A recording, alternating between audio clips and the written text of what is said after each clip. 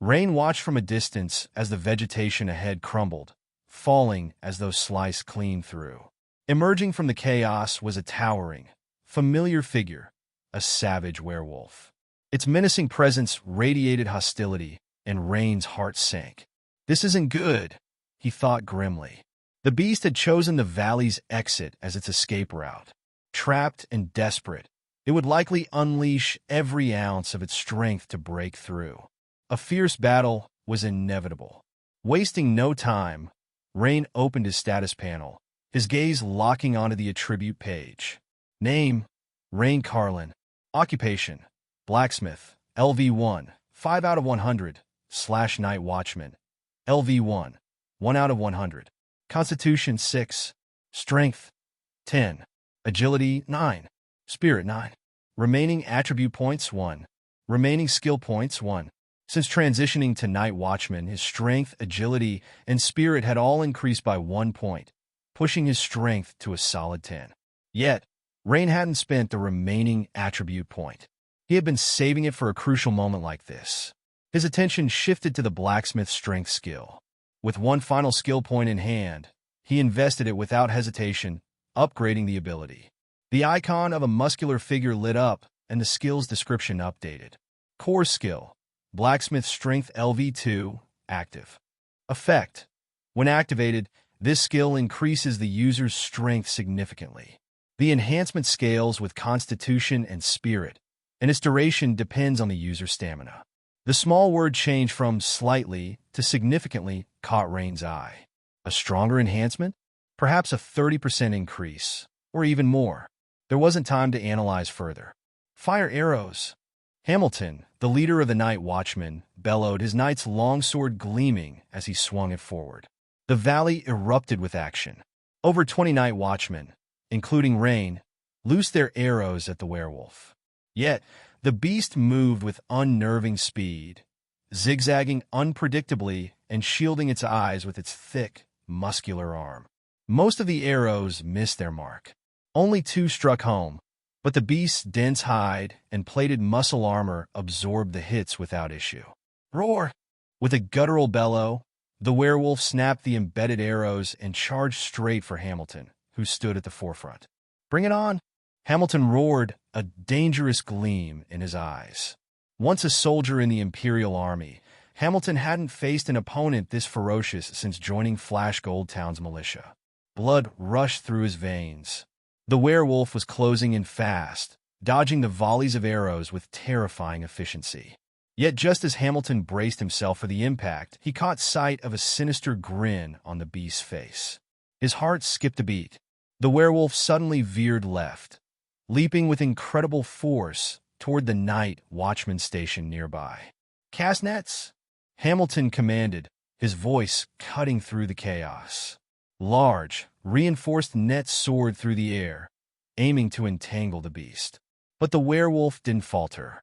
A faint blue aura shimmered around its razor-sharp claws, and with 2 lightning-fast slashes, the nets were shredded as if they were paper. The Night Watchman's shock was palpable. The nets, soaked in linseed oil and designed to withstand incredible force, had been rendered useless. Before anyone could react, the werewolf lunged into the group, claws slicing through flesh. Blood sprayed as 2 Night Watchmen were hurled several meters away, their ribs audibly cracking on impact. Hamilton's fury ignited. The beast had awakened a transcendent trait, Void Breaker, which amplified both its speed and destructive power. If they didn't stop it here, Flash Goldtown would face a devastating retaliation. The werewolf's smug expression as it sprinted toward the valley exit only fueled Hamilton's resolve. Without hesitation, he hurled his shield like a discus. The spinning metal careened through the air, forcing the beast to sidestep. But Hamilton wasn't done. A second object, a knight's helmet, came hurtling toward the werewolf. Striking it squarely, the blow slowed its advance further. Taking advantage of the delay, the Night Watchman unleashed another volley of arrows, forcing the werewolf to dodge once more. Hamilton seized the opportunity. Sword in hand, he surged forward, closing the gap. The werewolf, enraged, turned its full attention to Hamilton. With a guttural howl, It unleashed its Fury Claw combo, its claws slashing so rapidly they left streaking afterimages in the air. But Hamilton didn't flinch. Huge strength, he roared, his muscles bulging as he swung his longsword upward in a blinding arc. The two collided in a clash of raw power and savage intent. The impact sent both combatants flying backward, blood spraying into the air. Hamilton's armor bore deep claw marks from shoulder to abdomen. Without the protective plating, he would have been disemboweled. The werewolf, however, fared worse. Its left forearm had been severed, blood gushing from the wound.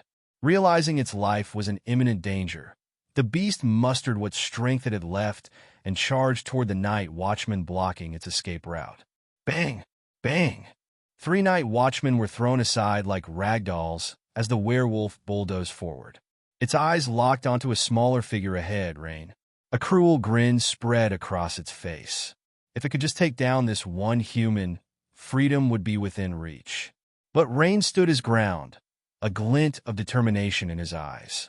The little one, standing in the path of Savage Claw, was none other than Rain. As the ferocious werewolf charged forward, its injuries from Hamilton's assault were evident. Its left arm severed, its movements slightly less fluid.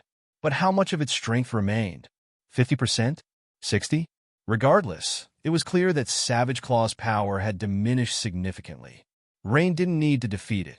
All he had to do was delay it for a few seconds, just long enough for the elite night watchman to surround the beast and leave it with no chance of escape. But intercepting such a creature was no small risk. Rain's heart raced, and his passive skill, Danger Perception LV1, screamed warnings in his mind. Yet, as he recalled the gruesome scene at the servant dormitory the night before, cold dread gripped him. If this monster remained free to roam near Flashgold Town, it wouldn't be a matter of if tragedy struck again, but when. Rain wasn't a knight. He couldn't push his body to its limits like Hamilton. But he had his own strengths, and he was confident he could hold his ground for a moment. Rain, get out of the way! Hamilton's urgent shout echoed behind him, the grizzled leader rushing toward the battle. But Rain didn't move. His determination outweighed his fear. This was his stand. As Savage Claw's hulking form barreled closer, the beast's towering stature and predatory gaze sent a wave of dread washing over him. For a moment, he hesitated, feeling the weight of its malice crush his resolve. Yet, the memories of past battles, of the criminals he'd faced and defeated, steadied him. Blacksmith strength. Rain clenched his fists, focusing his mind as his core skill activated. His strength value surged from 10 to 10 plus 4. A flood of warmth coursed through his body, an adrenaline-charged rush that tightened his muscles and sharpened his senses. It was as if a dormant beast within him had awoken, roaring to life. He had never felt so powerful. Leap slash! With a battle cry, Rain gripped his bastard sword in both hands, leaped high into the air, and swung downward with incredible speed. The blade glinted in the light, an arc of silver aiming to cleave through the monstrous werewolf. For a brief second, Savage Claw hesitated. The audacity of this little one swinging a weapon at it felt like an ant daring to challenge a lion. Rage flared in its yellow eyes as it raised its remaining claw to meet the strike. Bang! The clash of claw and sword rang out, the force of the impact sending both combatants flying backward. Savage Claw's claw bore a deep gash, and the creature staggered, retreating several meters. Its eyes widened in disbelief. This insignificant human had knocked it back. Rain wasn't unscathed. The recoil from the strike sent him skidding back over 10 paces, his boots digging into the earth to steady himself. His chest heaved, but he stood tall, staring down the wounded beast with fiery determination. He had done it. He had stopped Savage Claw's charge and emerged unscathed. Confidence surged through him like a tidal wave, washing away his earlier fears. The night watchmen, who had been rushing to his aid, froze in astonishment. They had seen firsthand how Savage Claw's strength rivaled that of Hamilton, a proper knight. Yet, Rain's strike had forced the beast to retreat. Even Hamilton, despite his injuries, paused to take in the scene. A flicker of pride crossed his face before he pushed off the ground with a mighty leap, sword aimed at the werewolf's exposed back. Savage Claw sensed the danger too late. The gust of wind from Hamilton's strike alerted it, but its wounded claw slowed its reaction. Hamilton's blade pierced the beast's chest, crimson blood spilling onto the ground. Savage Claw howled in agony, thrashing as it lashed out with its claw. The counterattack sent Hamilton flying, blood spraying from his reopened wounds. He hit the ground hard, unmoving. Savage Claw let out a guttural growl of triumph, its lips curling into a wicked grin. But the victory was short-lived. Rain had already moved. The werewolf sensed the air shift behind it, but its body, weighed down by injuries and exhaustion, couldn't react in time. Savage Claw turned just in time to see a silver flash streak toward its neck. Swish! The blade cut cleanly through. A wet, choking sound escaped the creature as it clutched at its neck, blood gushing from the gaping wound. Its knees buckled, and its hulking form collapsed to the ground with a heavy thud. The beast twitched violently, the grass beneath it turning a deep red. Its life force, no matter how monstrous, couldn't overcome the fatal blow. Rain stood over the fallen creature, his chest heaving from exertion. The battle, though lasting only moments, had demanded everything from him.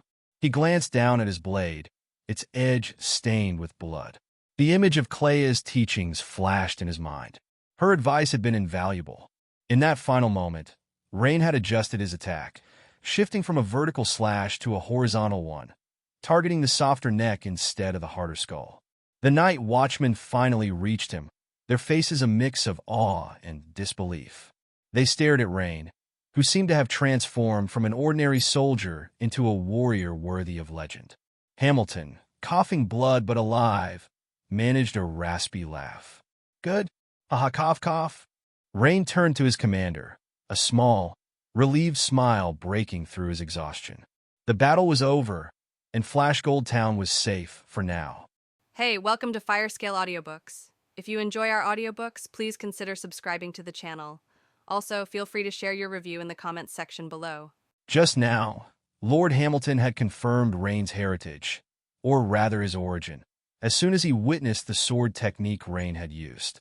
This technique and momentum are clearly the leap slash from the giant bear sword technique. It seems his teacher must be Perez without a doubt. But this kid's strength has increased too quickly, hasn't it? Or is it that this ferocious werewolf has been severely injured by me, so its strength has significantly decreased? The other elite night watchmen were all staring at Rain with faces full of amazement. Only then did they realize that the boy, who was a head shorter than them, was hiding the strength of a tiger in his lean body, and his explosive power was incredibly astonishing, capable of sending the hundreds of pounds heavy ferocious werewolf flying with a single blow. The small stature, such a simple and brutal way of fighting, but it really got the blood boiling. My lord, are you all right?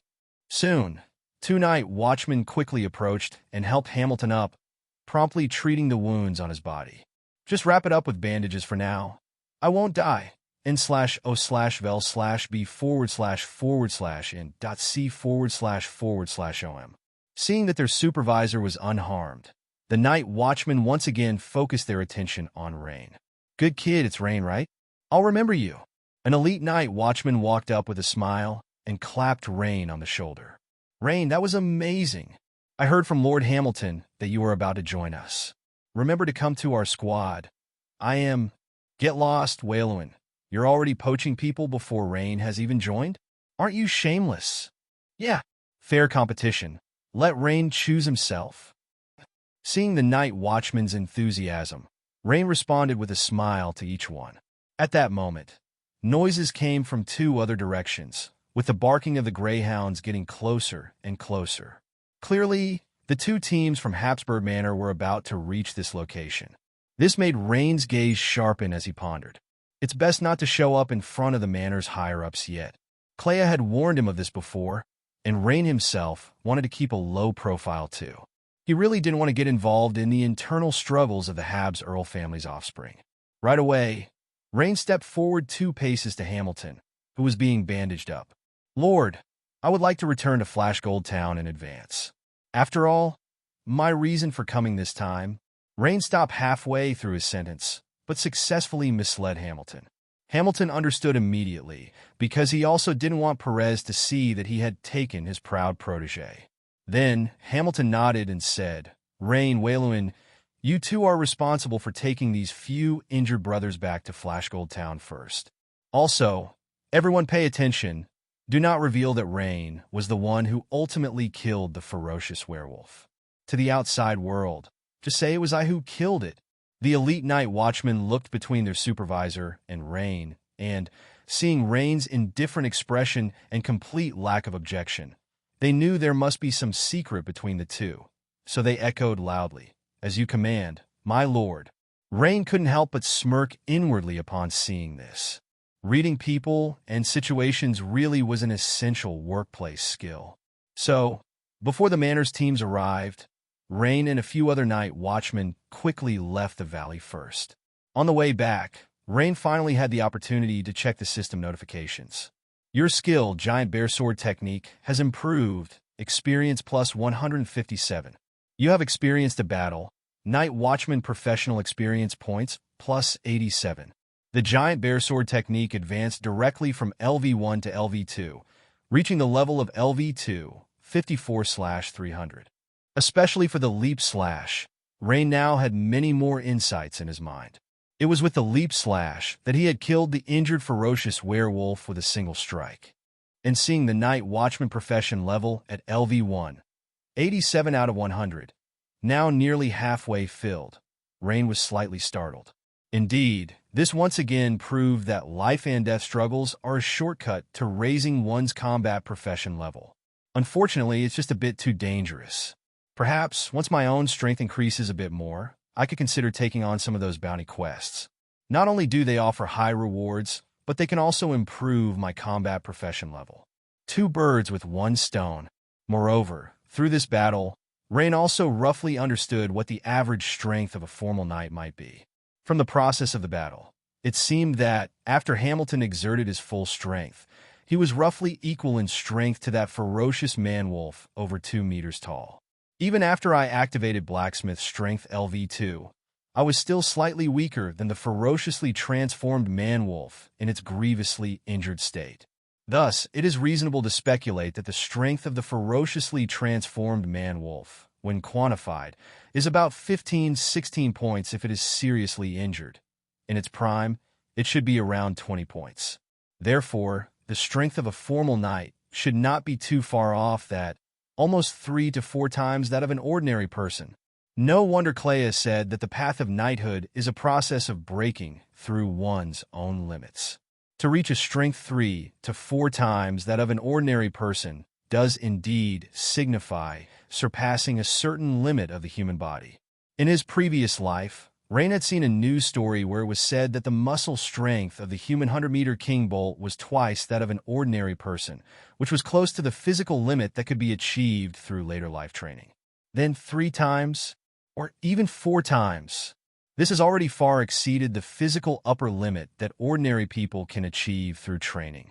This must be the special and precious aspect of breath techniques, allowing practitioners to break through these bodily limits. Rain greatly admired the tremendous strength displayed by Hamilton. A formal knight, huh? I wonder when I will be able to step into that role myself.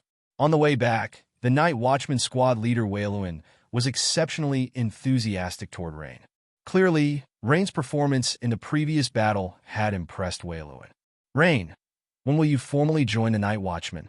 Remember to consider joining our squad first," Wayluin said with a smile as he patted Rain on the shoulder.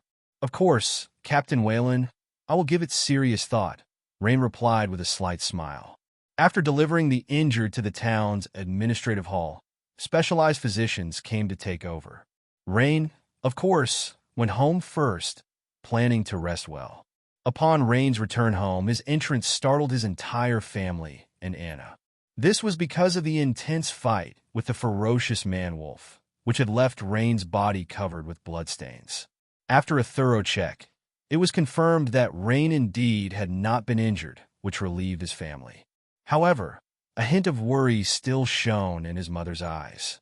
She hadn't realized that being a night watchman was so dangerous, involving battles with such monsters. Originally, she had been very happy that Rain could join the night watch, but now she felt conflicted. Don't worry, Emma. Since Rain has chosen this path, we must believe in him. It's dangerous, but there are many opportunities, and it's certainly better than me being a mud leg for a lifetime. Old Rain comforted his wife. At that moment, Rain rubbed Bo's head and greeted Anna. After hastily eating a few bites, he went to take a bath. Immediately afterwards, he fell into a deep sleep. He hadn't rested properly from the previous night until now, and even though Rain was full of energy, he was exhausted at this point. When Rain woke up again, it was already the next morning. Rain was just thinking about getting up when, as he started to rise, he exclaimed, "Ouch," and lay back down. It was then he realized that his muscles were incredibly sore all over his body, which immediately made him think of the blacksmith strength core skill he had used the day before. It must be because blacksmith strength, while granting me extraordinary power, also caused overload in my muscles after use. Rain blinked, understanding the most likely reason instantly. Fortunately, this side effect didn't erupt on the spot, but manifested itself after a period of time. If it were to erupt immediately after the performance, that would be really interesting. If the enemy still has the strength for another round, it would be like entering a weak period during battle, so the blacksmith's strength must be used with great care.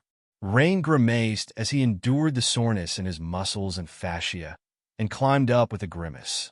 However, could it be that after my constitution enhances, the severity of these aftereffects will decrease, or even eliminate them completely? This speculation suddenly occurred to Rain. He was quite eager to try. But it's a pity that there is only one attribute point left. I have to save it. Otherwise, I could directly add the point to confirm my speculation, and at the same time, immediately relieve this muscle soreness. Rain had always treated the remaining one attribute point as his trump card to use. Unless he obtains new attribute points, he would not consider using it. After all, adding attribute points has a special effect of restoring the body's condition. This is comparable to a divine technique in battle. After getting up, Rain unintentionally discovered in the bedroom mirror that his body had bulked up significantly. He hadn't paid much attention before, but now that he took a closer look, he indeed had become much more robust. Rain looked down and touched the linen corset he was wearing, only to find the previously loose clothing was now slightly tight, subtly outlining the contours of his upper body muscles. Turning his gaze to his arms, Rain noticed that major muscle groups like the biceps and triceps had become significantly larger, bearing no resemblance to the bean's sprout-like appearance when he had just crossed over to this world. After some thought, Rain took off the rather tight linen corset and rummaged through the wardrobe to find a larger-sized one. This one belonged to his father, the old Rain. After changing clothes, Rain's physique was much more concealed, and his muscular contours were hardly noticeable. Looking at himself in the mirror, Rain nodded in satisfaction. When he reached the door frame, he sized up his height and realized that although the growth wasn't obvious, he had actually grown nearly half a pinky finger taller. It was just that Rain's horizontal development was faster, which made it seem like he hadn't grown at all.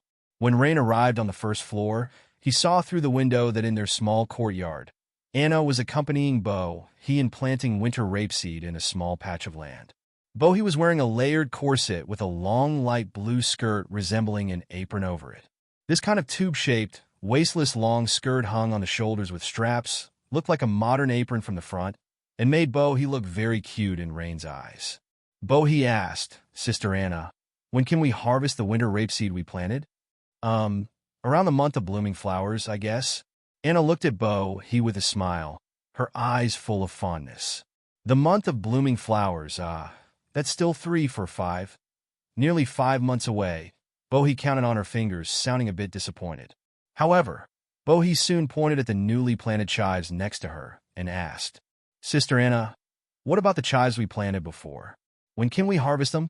"These can be harvested sooner, probably by the month of green grass. We should be able to harvest them," Anna said as she wiped a bit of mud from Bo's face. "That's great. That means we can harvest them after winter. Bohi smiled, her eyes curving into crescent moons. Seeing the warm scene outside the window, Rain felt as if a layer of fog had been lifted from his soul. He remembered facing the ferocious werewolf the day before, whose menacing appearance, imposing stature, and bloodthirsty aura had brought a strong sense of oppression. If at that time he hadn't held on to anything in his heart, his will would not have been so steadfast. Then it's very likely that he would have dodged early on, hiding to the side without even the courage to swing his sword at the werewolf. Such a person, even if he could become stronger by continuously adding attribute points, would merely possess a strong shell. When facing real crises, hardships, and formidable enemies, he wouldn't know how much of his fighting power he could actually utilize. Suddenly, Rain, who had just come to his senses, received a system notification. Congratulations! You've experienced an epiphany, and your spirit attribute has been slightly increased. Rain was startled and immediately checked his attribute panel. Sure enough, the spirit attribute had increased from the original 9 to 11, a full 2 points, thereby once again surpassing strength to become the highest attribute. When Rain looked up, he noticed that the way he perceived the objects around him seemed different. He could faintly sense that outside his line of sight, there should be 3 birds chirping away on the oak tree by the front door, and in the corner crack of the kitchen wall, there seemed to be a mouse cautiously poking its head out. This wasn't an enhancement of vision, but more like a change in perception. His senses seemed to have become sharper. Rain was somewhat astonished at the moment. He hadn't expected that his reflections and conclusions about battles and life would bring him such a surprise. Perhaps this was the true reward hidden within battles. As Rain basked in joy, his stomach suddenly let out a gurgle-gurgle sound. Only then did he remember that he had come downstairs to eat something. A large piece of white bread weighing about a pound, a slice of cured meat, and an egg were the breakfast his mother had prepared for him in advance. Obviously, this was an above-standard breakfast to n/o/vel/b/c//om. For the people of this world, breakfast wasn't considered a main meal, and generally, only laborers with strong physical demands would have a better breakfast. The improvement in the meals at home had occurred after Rain had handed over 2 gold coins. Knowing that her child was about to join the night watchman, his mother had immediately raised the quality of the family's 3 meals a day by 2 levels. After wolfing down the food in a few bites, Rain patted his still flat stomach and sighed. My appetite is definitely getting better. Speaking honestly, Rain was at most half full right now. One reason was due to the rapid, intense spike in his physical constitution lately. The other was that he was in his growth phase, with his body eagerly needing nutrition. Looks like I'll need to go to the pie shop later and buy a few meat pies to fill me up. At that moment, as if hearing the noise in the kitchen, Bohi ran in excitedly and said sweetly, Brother, you're finally awake. Come and join us in planting the winter canola. Yes. Seeing Bohi's smiling face, Rain couldn't help but step forward and pat her head, saying, Bohi, you and Sister Anna continue planting. I have something to do outside. Okay, brother, come back soon. With that, Bohi bounced off to continue planting. Anna, standing by the door frame, shyly glanced at Rain, nodded, and said, Then, I'll go keep Bohi company.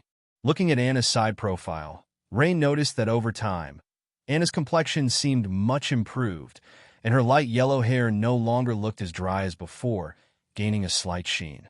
Rain responded to Anna with a smile and a nod, but he quickly remembered something. Wait, Anna. Anna turned around, her large, deep brown eyes looking at Rain with confusion. Right, Anna. Did anyone from the manor come by this morning to notify us when the servant training will resume? Anna shook her head and said, No one else came by this morning. Okay, Anna, please remind me if someone from the manor comes with a notification. Sure, okay, Anna nodded. Anna still talked to Rain with her head lowered, shy and timid. She didn't dare to look at Rain's face while speaking, and if she said a bit more, she would bow her head, a blush spreading across her pale face. This was because Rain had saved her once. In Anna's heart, Rain was a trustworthy person, otherwise she might have spoken even less. It seemed that only when with Bo, he did Anna feel unrestrained, laughing naturally and relaxed. For this, Rain didn't immediately have a good solution. He just hoped time would make her more cheerful. The servant training is still on hold. It seems there's still some cleanup work to be handled in the manor, or possibly some other issue. Hamilton hasn't sent anyone to look for me either. He must be busy treating his injuries. Rain thought for a moment and decided to first go to the town's blacksmith shop in town that morning to find the blacksmith Boris and continue advancing his profession level as a blacksmith. Why not train in the giant bear breathing technique? That was because Clea had once instructed Rain that when the body is very tired or in a bad state, one must not force oneself to practice the breathing techniques. At the moment, Rain's muscles ached profoundly all over, hardly a good state. So naturally, he shouldn't force himself to practice the giant bear breathing technique that n/o/vel/b/// and that c///om. However, after leaving the house, Rain didn't head straight to the blacksmith shop. Instead, he first went to a pie shop and bought 3 pies, each the size of a 12-inch pizza from his previous life, and began to eat heartily.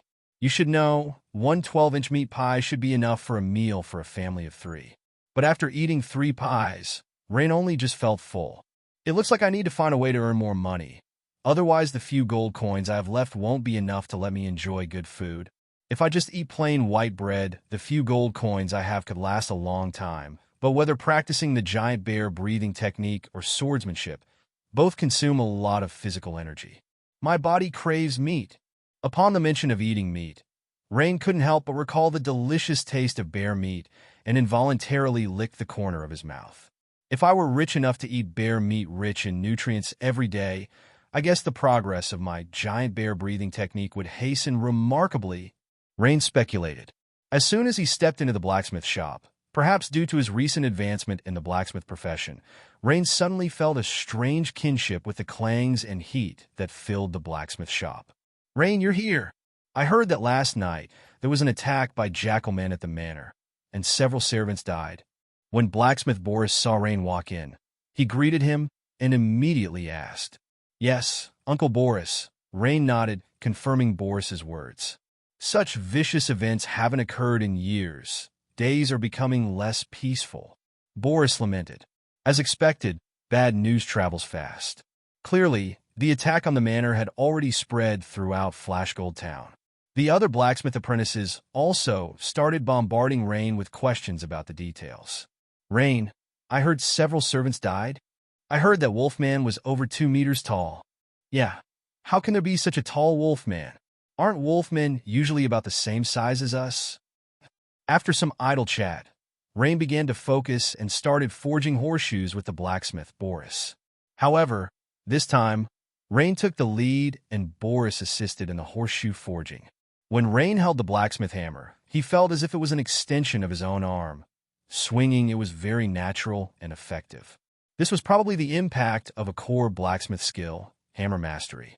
You forged a horseshoe, insight enhanced. Your skill in horseshoe forging has improved, experience +2. You focused on forging horseshoes for half an hour, blacksmith professional experience points +1. After advancing to a blacksmith, the experience gained from forging horseshoes had slowed down a lot.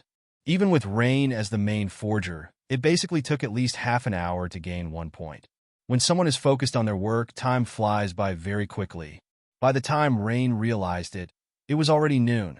Looking at the dozens of horseshoes stacked together, Rain still felt a great sense of accomplishment. At that moment, Rain noticed a burning gaze on him.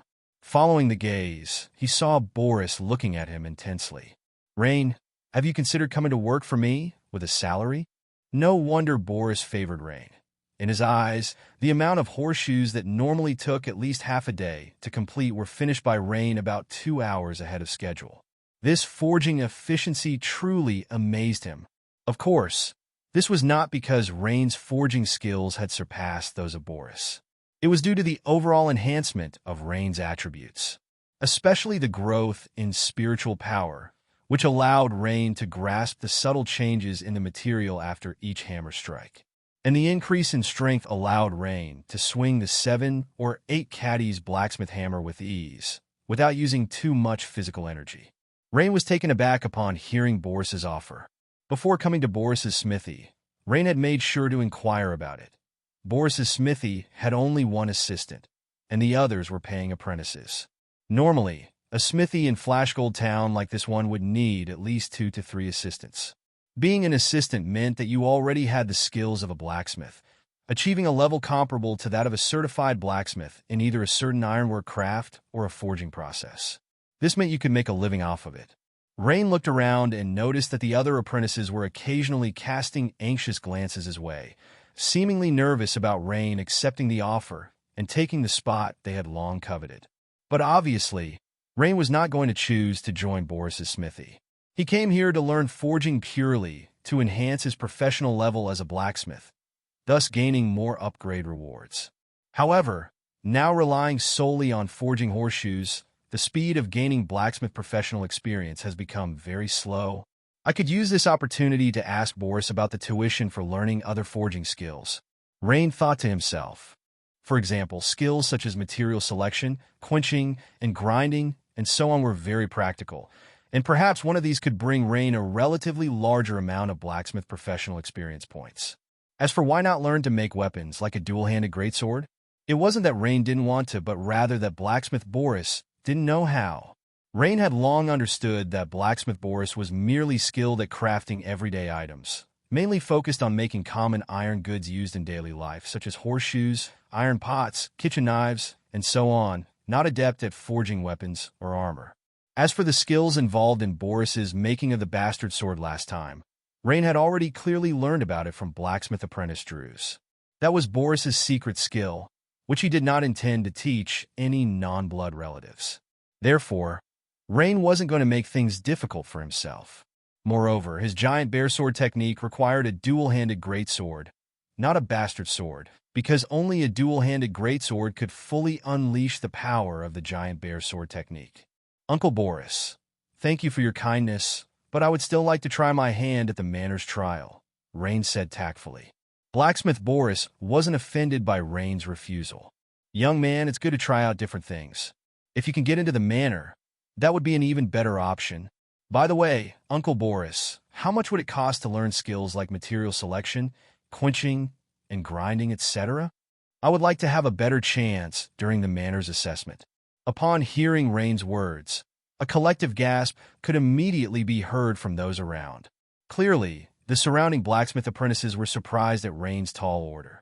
Not only did he not want to be a helper, but he also wanted to learn so many skills, which would be costly and not easy to master entirely.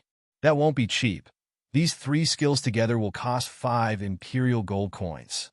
However, if you come to work as a helper, I could slowly teach you these skills for free over the course of about a year. Blacksmith Boris paused for a moment, smiling amiably at Rain, while also making an offer that was very tempting to ordinary people. This made the blacksmith apprentices, who were eavesdropping on the conversation, look enviously at Rain, their expressions seeming to say, Rain is so lucky to have such a talent for smithing. Why couldn't I have been born with this talent? Facing Boris's invitation for the second time, Rain scratched his nose, smiling wryly.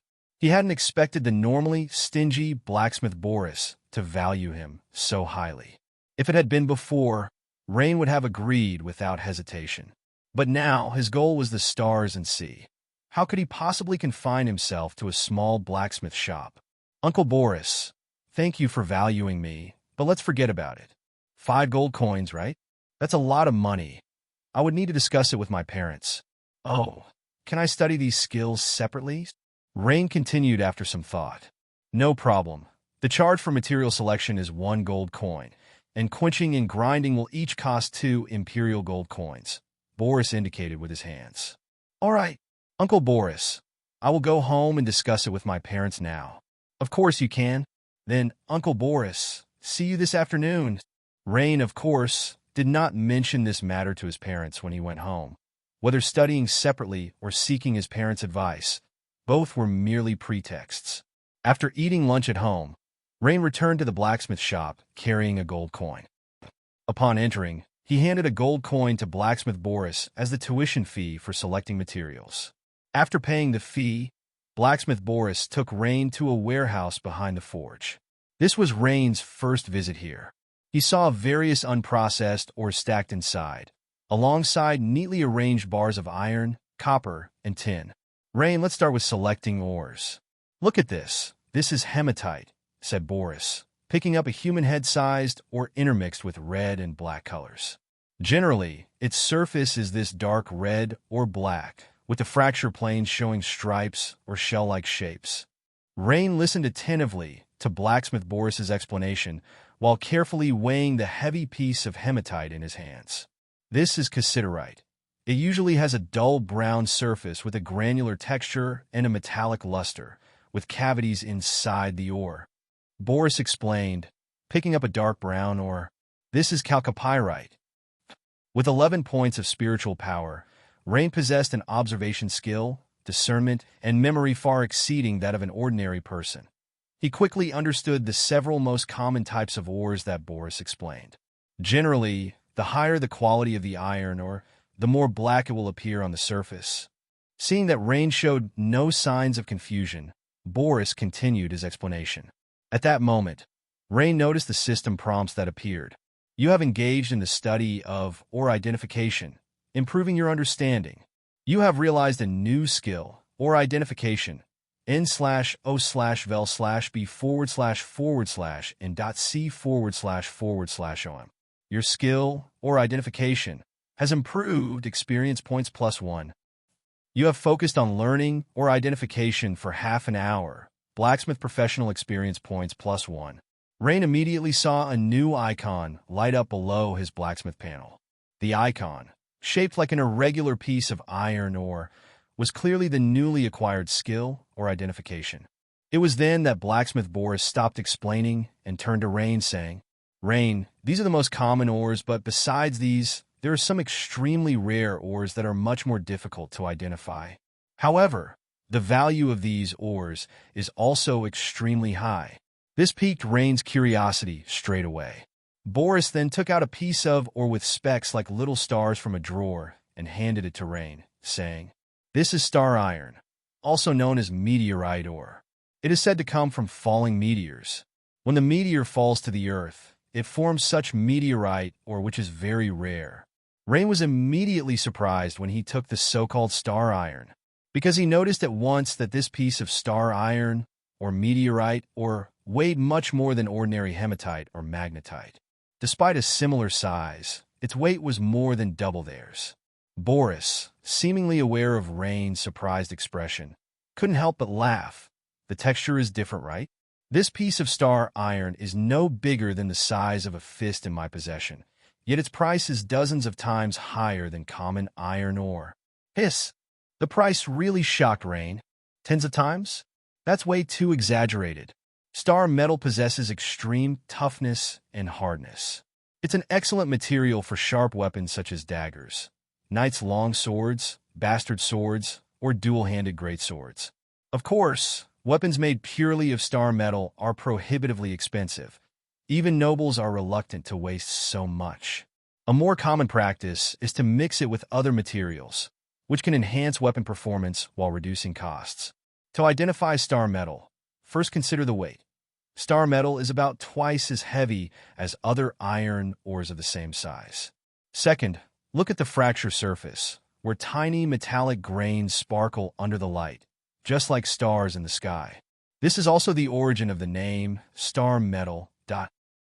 Well, although Boris was only a small-town blacksmith, he was quite proficient in some aspects of forging, at least in terms of identifying and working with star metal. Rain thought Boris's research was quite thorough. Suddenly, Rain sharply noticed several system prompts that were a bit different. You have learned to identify ores, enhancing your understanding. Your skill or identification has improved. Experience +17. You learn to identify the special meteorite or blacksmith profession experience points +5. Hey, are there such benefits as well? This couldn't help but delight Rain.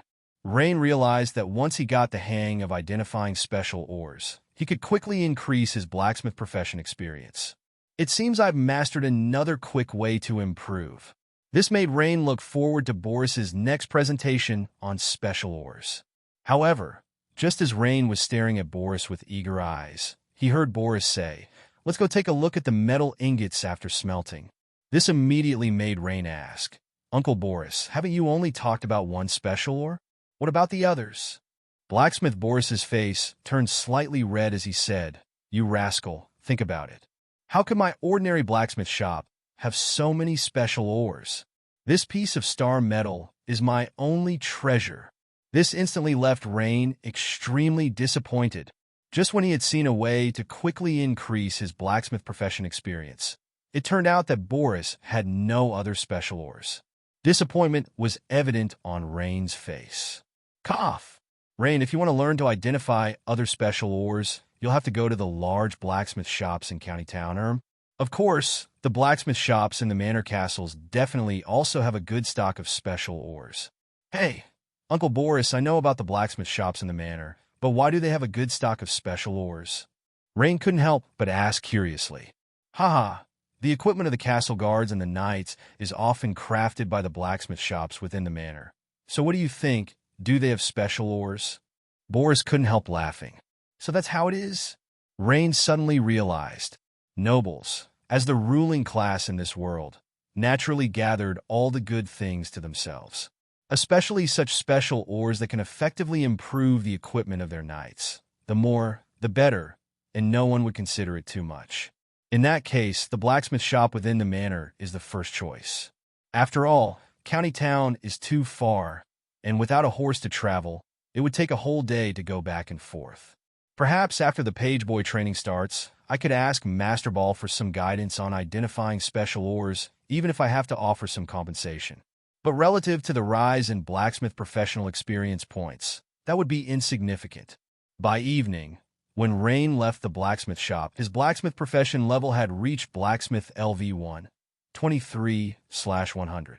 The speed of gaining experience in or identification was slightly higher than horseshoe forging, but only marginally so. This was thanks to that special piece of ore. Otherwise, the contribution of ore identification to the professional experience of a blacksmith wouldn't be as great as that from forging horseshoes. On the way home, Rain turned into a pie shop and bought a large pie that he had eaten earlier at noon. Thus, at the dinner table, Rain couldn't escape being nagged by his ever-thrifty mother. Rain, next time you want a pie, just bring your own meat and dough for baking. That way, you can save at least 3 pennies. Rain, however, sneakily winked at little Bo He, who was happily eating, causing her to giggle nonstop. Anna also ate a small piece of pie with her head lowered, smiling without a word. Seeing this, Mother Emma took another look at her son and couldn't help shaking her head helplessly. Lately, her son was getting more and more ideas. That night, with the muscle soreness greatly alleviated, Rain returned to his room and started practicing the giant bear breathing technique for a while. However, because the black tongue oil was stored with Chief, made Shadia. Without the aid of black tongue oil, although Rain practiced hard and sweated profusely, the effectiveness of the giant bear breathing technique practice was greatly reduced. You have practiced the giant bear breathing technique, and your insight has improved. Your skill giant bear breathing technique has improved. Experience +1. Giant bear breathing technique L2, 37 of 300. Since his body had not fully recovered, and he couldn't overexert himself, Rain soon stopped practicing. Tomorrow is Saturday. By my calculations, I'll probably have to wait until next Monday after Sunday to possibly resume the page boy training, Rain thought to himself. It seems I need to make a trip back to Habsburg Manor tomorrow to get a bottle of black tongue oil from Chief, made Shadia. The next morning, when Rain went to Habsburg Manor to find Chief, made Shadia, he noticed that the manor's defensive preparations had noticeably improved n/o/vel/b//and/c//om. Soon, Rain found Chief, made Shadia, who still wore her usual impassive, somewhat solemn expression, dressed in the black maid outfit that represented a higher-ranking servant. From her demeanor, it seemed the Chief maid hadn't rested well in the past few days, looking slightly tired. Shadia, seeing Rain, showed a rare smile on her poker face, but the next second it was gone, and she asked, Rain, you've come for the black tongue oil, haven't you? Yes, Chief maid Shadia, Rain responded with a smile in return. Shadia nodded. I thought you might be coming to see me. when the page boy training will resume is still undecided. Knight Lloyd is worried that the jackal-wolves from last time might have a pack nearby. By the way, come with me. I've stored the black tongue oil in my own room. Rain followed Shadia, entering the castle, and the two navigated the long stone corridors, turning left and right. Shortly, he followed the chief, made to a room on the first floor of the castle. As Shadia was opening the door, Rain faintly heard from the other end of the corridor a ting-ting-tang-tang noise. This sound was all too familiar to him. It was the sound of a hammer striking an anvil.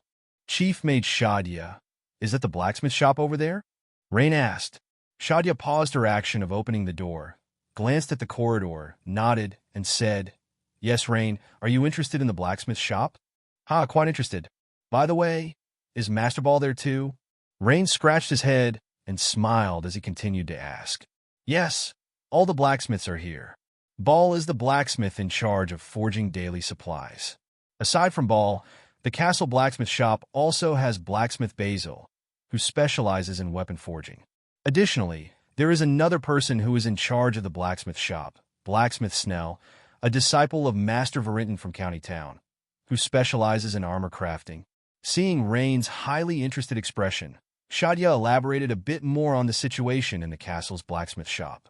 Master's disciple specializes in armor. Rain's eyes lit up, keenly picking up on two keywords, and said, "Could it be that this blacksmith Snell is an armorer?" "Not yet, but he is likely to become one soon. Once he passes the Blacksmith Association's assessment at the end of the year, Snell should be promoted to armorer," Shadia said as she pushed open the door. This immediately gave Rain a feeling of unexpected relief, as if he had suddenly found a promising path. He had always wanted to find a blacksmith with high forging skills, and unexpectedly, one was right within the Habsburg estate.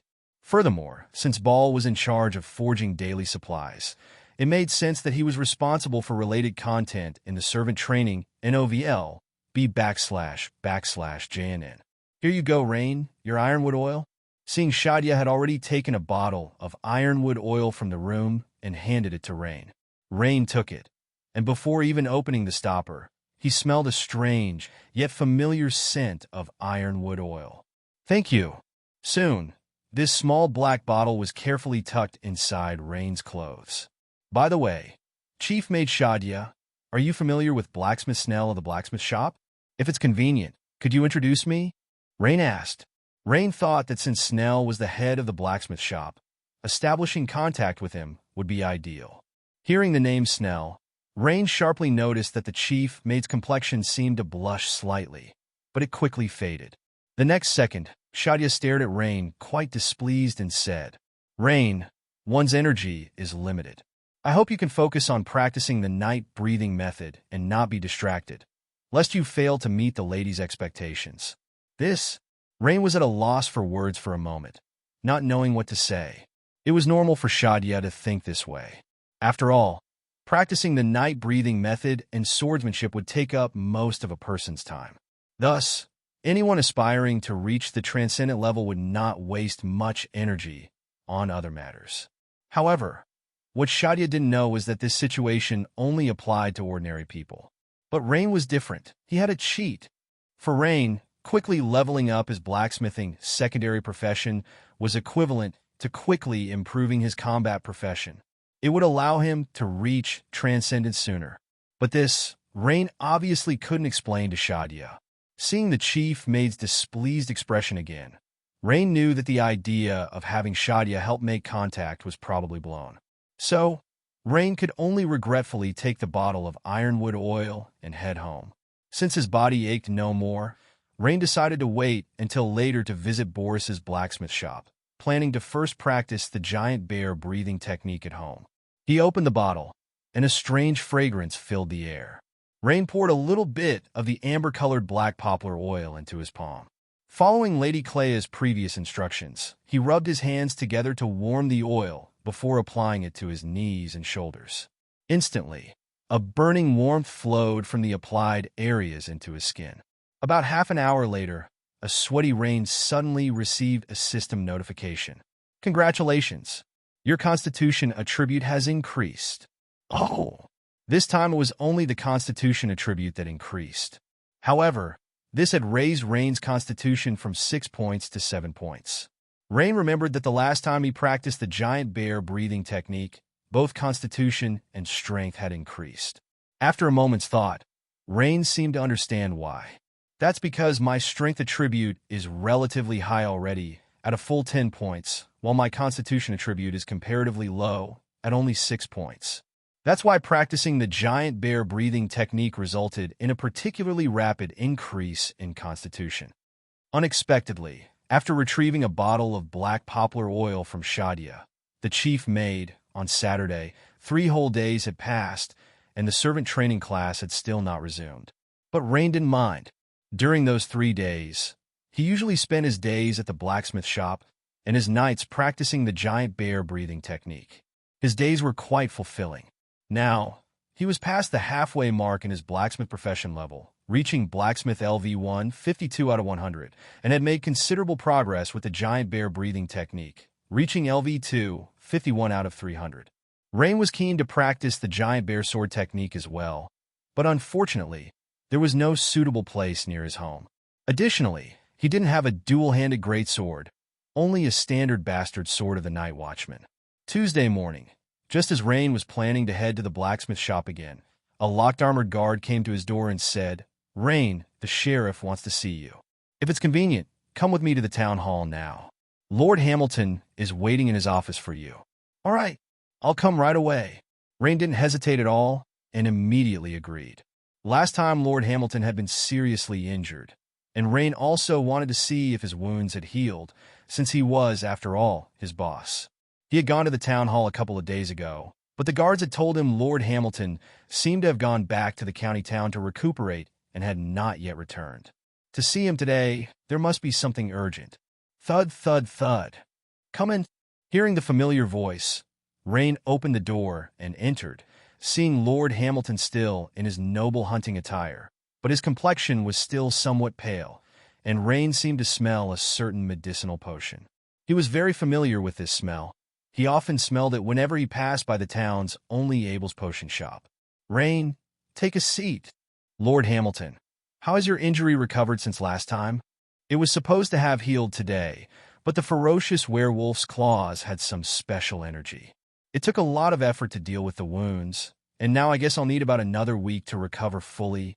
Hamilton waved his hand, indicating that he didn't want to talk further about his injuries, only to continue saying, "I've called you here this time because there's an urgent matter that needs your assistance. Remember the fishmen I mentioned to you before? Just yesterday, my guard came to report again that the Sinfin fishmen have extended their activity area to less than a few miles from Glimmer Lake. We need to immediately contain their expansion. Otherwise, if they start spawning in Glimmer Lake, that will be a huge problem. So, I want you to head out with a team of night watchmen today and clear out that filthy group of fish-smelling monsters. Or just chase them upstream. That's fine too.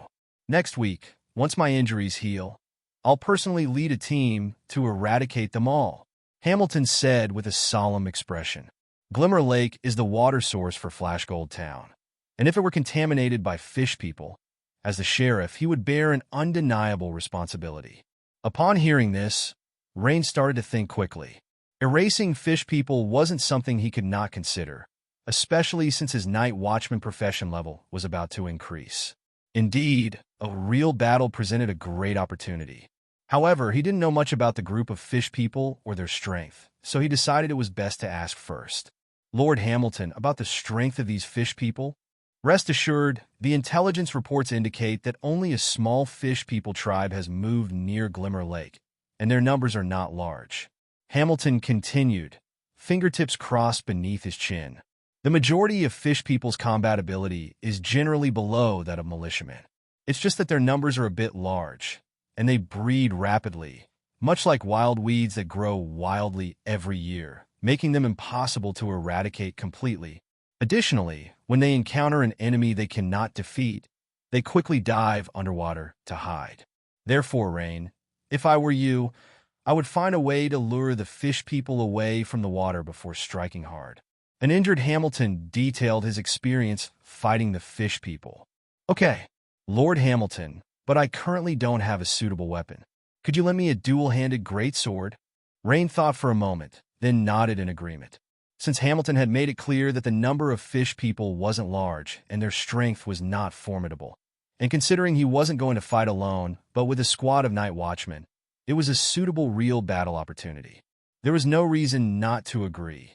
Through it, he could not only gain some valuable combat experience, but also improve his night watchman profession level.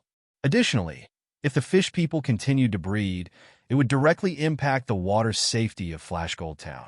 By defeating the fish people, he would also be protecting himself and his family. A dual-handed greatsword, you say? Of course, follow me. Hamilton laughed heartily and gave Rain a meaningful glance. That made Rain somewhat puzzled. Once Rain followed Hamilton to a small partition behind his office and saw a rack full of various short swords, long swords, bastard swords, and dual-handed great swords. He couldn't help but feel envious. However, there was only one dual-handed greatsword there. At that moment, Hamilton had already taken the dual-handed greatsword from the rack. "Thank you," Rain said as he took it, simultaneously giving Hamilton a thoughtful look. It seemed that the sheriff had guessed that he had been practicing the giant bear sword technique, which might explain the strange look he had given him. It was probably because Hamilton had recognized it when Rain had killed a mutated hyena man last time. After all, the characteristics of the giant bear sword technique were quite distinct. Rain weighed the dual-handed greatsword Hamilton handed him, finding it was around 40 pounds, a perfect weight for his use. The blade was about 1 meter and 40 centimeters long, with a blood groove down the middle, a crossguard, and a pommel at the end of the handle with a small counterweight ball. On the ball was the emblem of the Night Watchman, a figure holding a long sword and a torch with a bow slung over its back. From the white forging patterns at the blade, this was a rare fine steel, dual-handed greatsword. You see, a fine-quality fine steel knight's long sword would cost over a dozen imperial gold coins, and naturally, a dual-handed greatsword was even more expensive. N/O/vel/B// and .C///OM.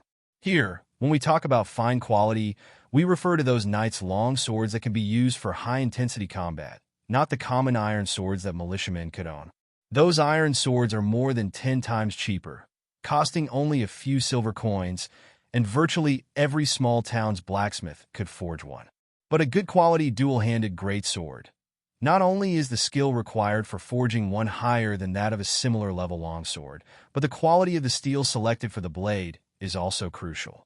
It needs high-quality steel and an experienced blacksmith to confidently forge a fine dual-handed greatsword. It's been a long time since someone in the Night Watchman used a dual-handed greatsword like you. This dual-handed greatsword is also part of my personal collection, Rain. Do you like it? Of course I like it. In fact, what Rain was thinking was more like it. A good weapon is half the life of a warrior, absolutely indispensable. Rain, if you can clean up the merfolk for me this time, then this fine steel greatsword is my gift to you. It's also a reward for your assistance last time in killing that frenzied werewolf. Lord Hamilton said heartily. Rain wanted to refuse, but he just couldn't let go of the greatsword. The greatsword was of excellent material and superb craftsmanship, and its weight was also very suitable for the level of strength Rain currently possessed. He really couldn't find a reason to refuse.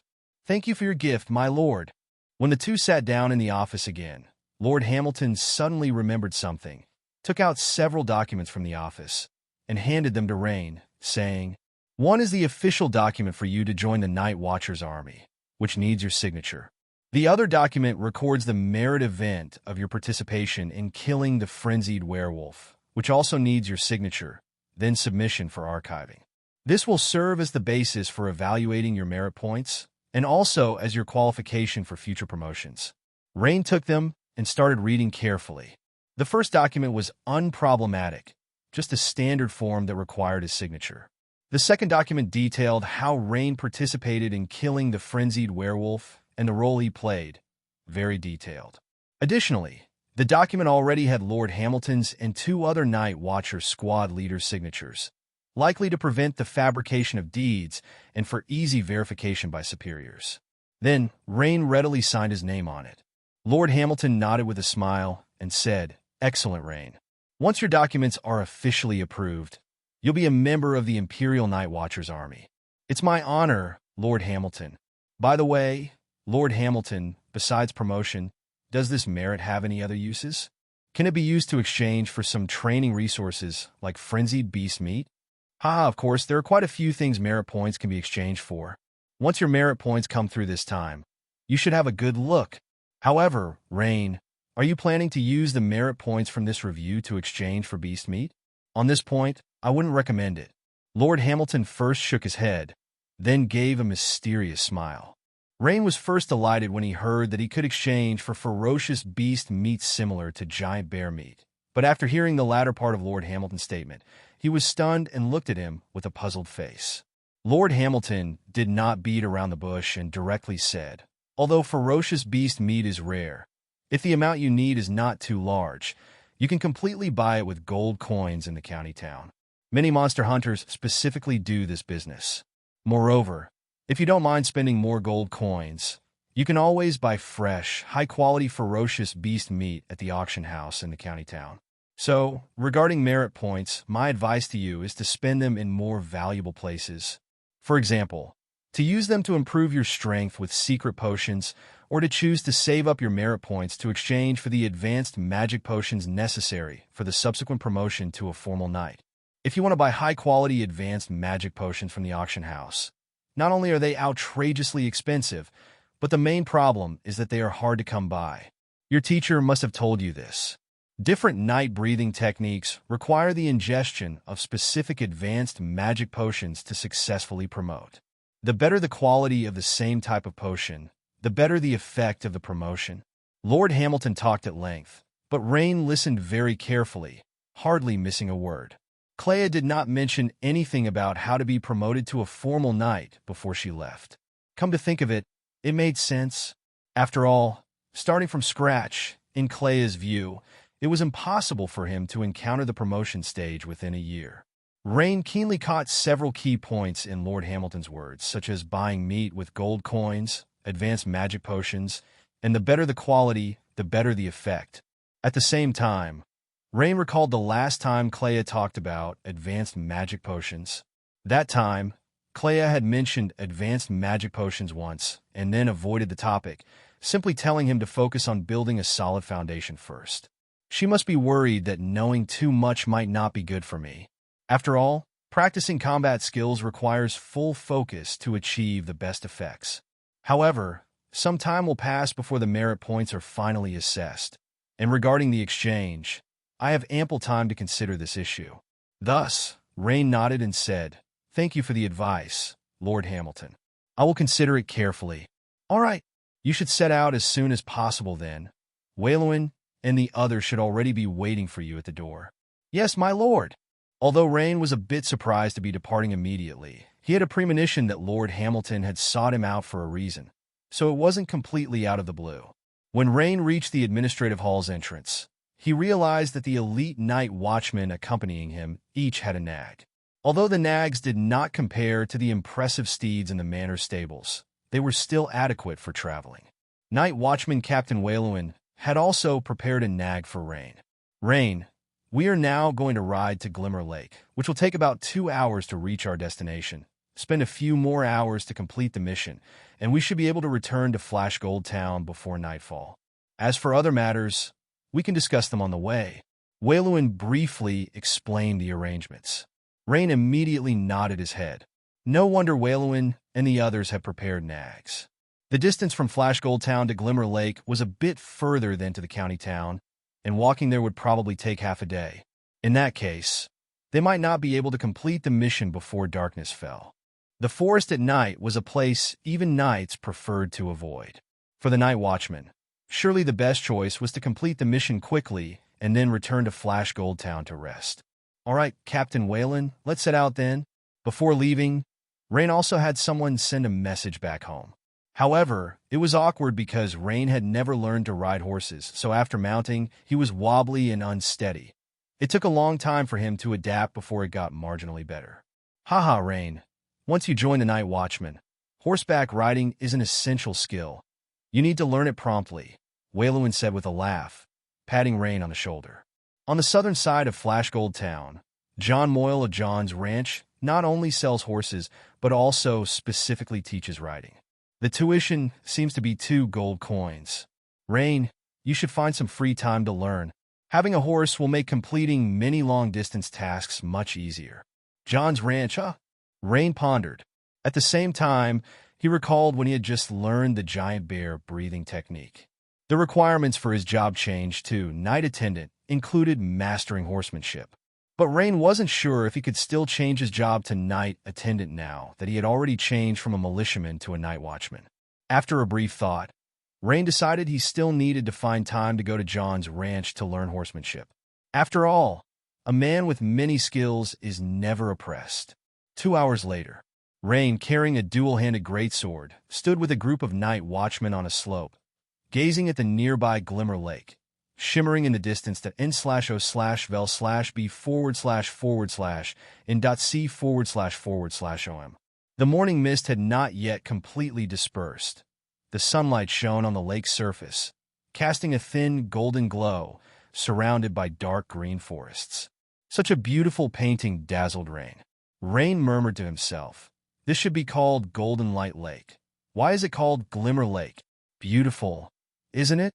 Waylowin, noting Rain's enchanted demeanor, couldn't help but ask with a smile. "More than beautiful," Rain confidently said. "Then you probably haven't been here at night during summer.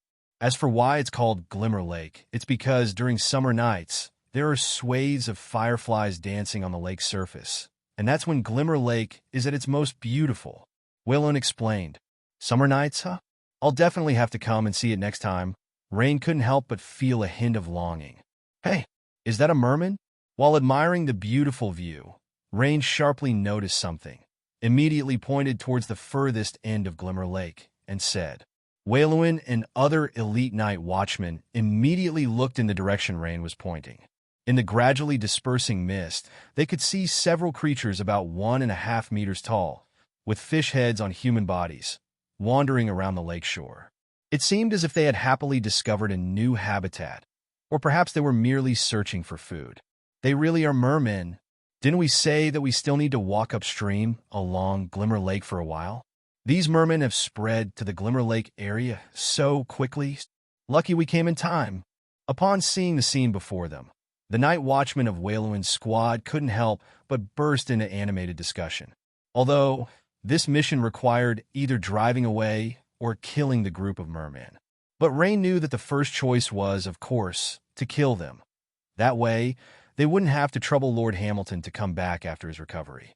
"Captain Waylowin, how shall we eliminate these mermen?" Although Rain ranked first in combat ability, the other night watchmen were more experienced in other areas, especially Captain Waylowin, who was not someone a novice like Rain could compare with. So, Rain didn't intend to offer any suggestions on tactical arrangements. To this, Waylowin clearly had a plan already and smiled. "These few can just be shot down with bows and arrows. When we find the merman camp, I plan to have Mateo here to lure the merman." Rain turned his head to look, seeing the night watchman named Mateo, who was only slightly taller than Rain and shorter than most night watchmen. He looked quite slender, but his whole demeanor was spirited, with a clever gleam in his eyes. Rain faintly understood Waylowin's plan. Murlocs bully the weak and fear the strong, refraining from attacking robust humans if only a few of them are present.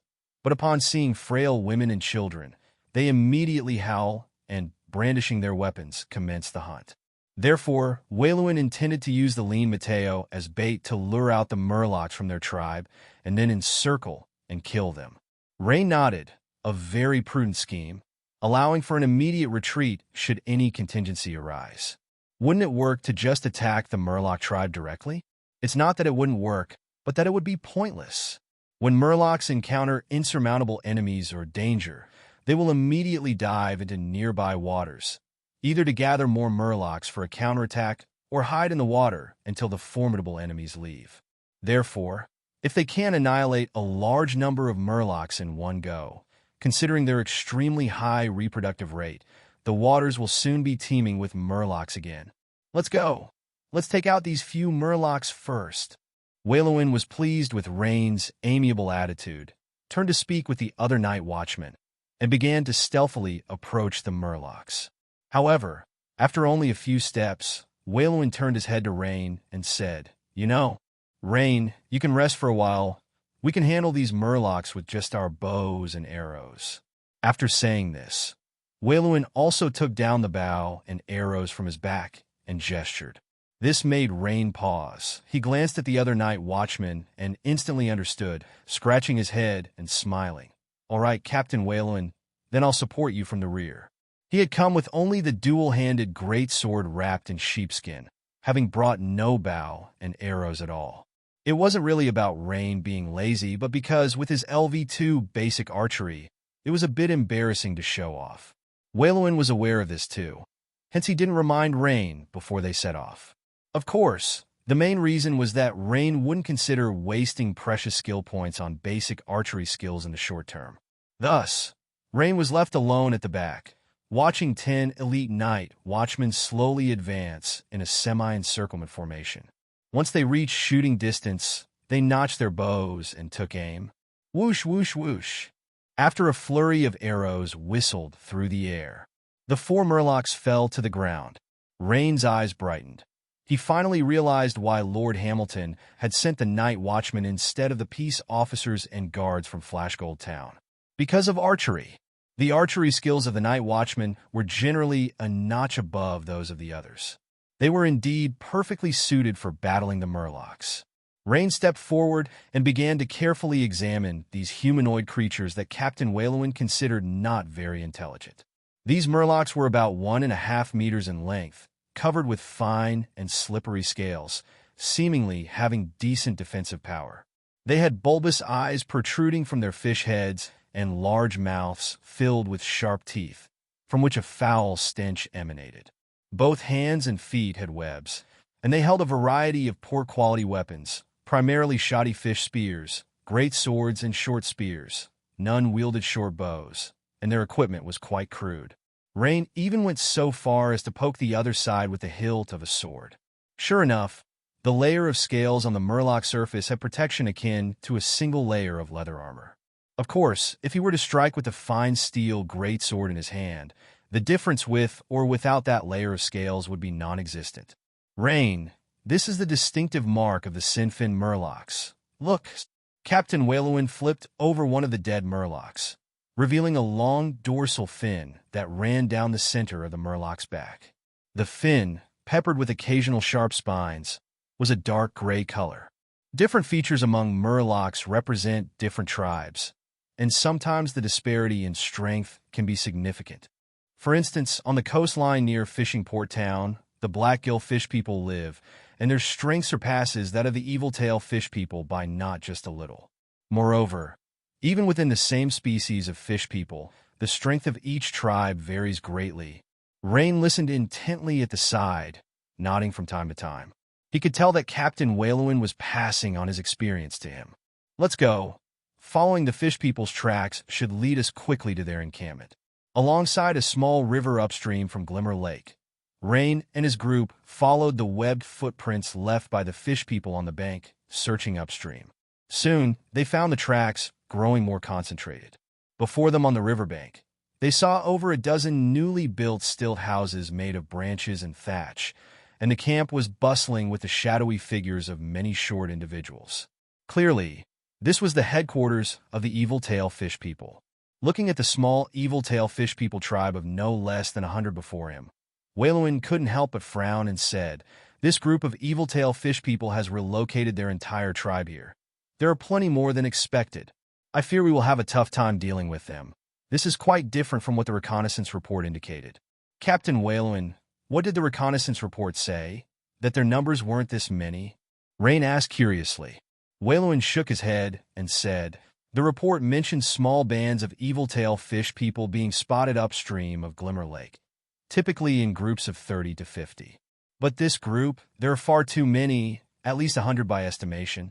Let's abandon this for now and wait for Lord Hamilton to recover from his injuries. It would be most prudent for him to take action," Waylowin suggested with a thoughtful frown.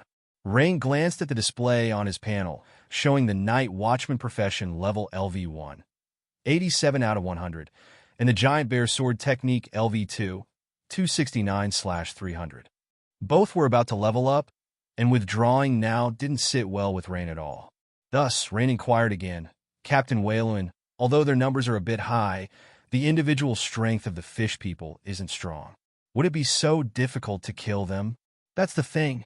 It's not about just eliminating some of the fish people, but trying to annihilate them as completely as possible. With so many of them, even if we took them down one arrow at a time, it would take quite a long while, Whalowin said with a furrowed brow. According to the original plan, you were to cut off their escape route, which I fear would put tremendous pressure on you, Rain. He was worried Rain couldn't withstand it. Hearing Whalowin explain it this way, Rain's brow smoothed out. Rain saw things differently. Firstly, this group of evil-tail fish people didn't possess ranged weapons like bows and arrows, and his own practice of the Giant Bear Sword technique was particularly well-suited for handling such melee fights. Furthermore, his strength had improved since the battle with the Jackal Men. The increase of 2 spirit points allowed Rain to grasp more details in combat, making it less likely for him to get injured. So Rain said with a smile, Captain Whalowin, I have confidence in myself. Let's give it a try. There shouldn't be a problem. Upon hearing Rain volunteer so readily, Whalowin was momentarily stunned. But looking into Rain's serious eyes, he realized this was no joke. Moreover, as the person who would be facing the most pressure in the battle, if Rain was prepared to give it a try and he insisted on retreating, it would be quite demoralizing that n/o/vel/b/and.c//om. So, after pondering for a moment, Whalowin slapped Rain's shoulder firmly and said in a deep voice, All right, since you're confident, Rain, let's give it our all. But remember, if we can't hold them off, retreat immediately. Come on, let's set up a trap here, just in case we need to pull back. Right, boss? The Night Watchman elite got to work immediately at Whalowin's signal. In no time at all, they had set up several spike traps and trip ropes and carefully marked each one to prevent their own from accidentally triggering them. After everything was ready, Mateo advanced alone, disguising himself as a human hunter who mistakenly wandered near the Murloc camp. As Mateo shot and retreated, successfully killing 3 spear-wielding Murloc warriors, the entire Murloc camp erupted like a disturbed hornet's nest. Following a noisy clamor in Murloc language, suddenly 20 or 30 Murloc warriors armed with various spears, knives, and clubs surged out, charging at Mateo with overwhelming momentum. Murlocs are typically bullies that fear the strong and oppress the weak. Seeing only one human opponent, how could they resist charging at him? Mateo immediately pretended to be overpowered and hurried back to the ambush circle that had been set up in advance. Soon, this large group of Murloc warriors passed through a narrow mountain valley and directly rushed into the Night Watchman's encirclement. Whoosh, whoosh, whoosh! The other prepared Night Watchman elites, from a higher position, drew their bows and shot arrows at the densely packed Murloc warriors with the fastest shooting speed.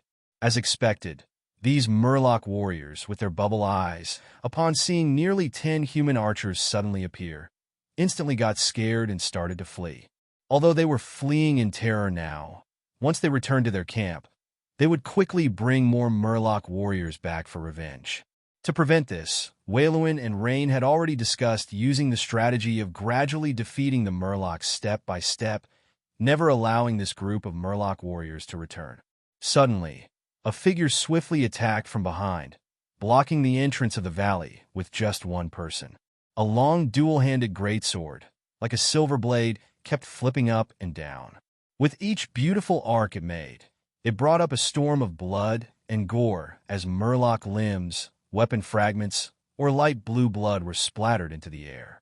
In Murloc language, the Murloc warriors, caught between attacks from both sides, instantly panicked, scrambling around like headless flies.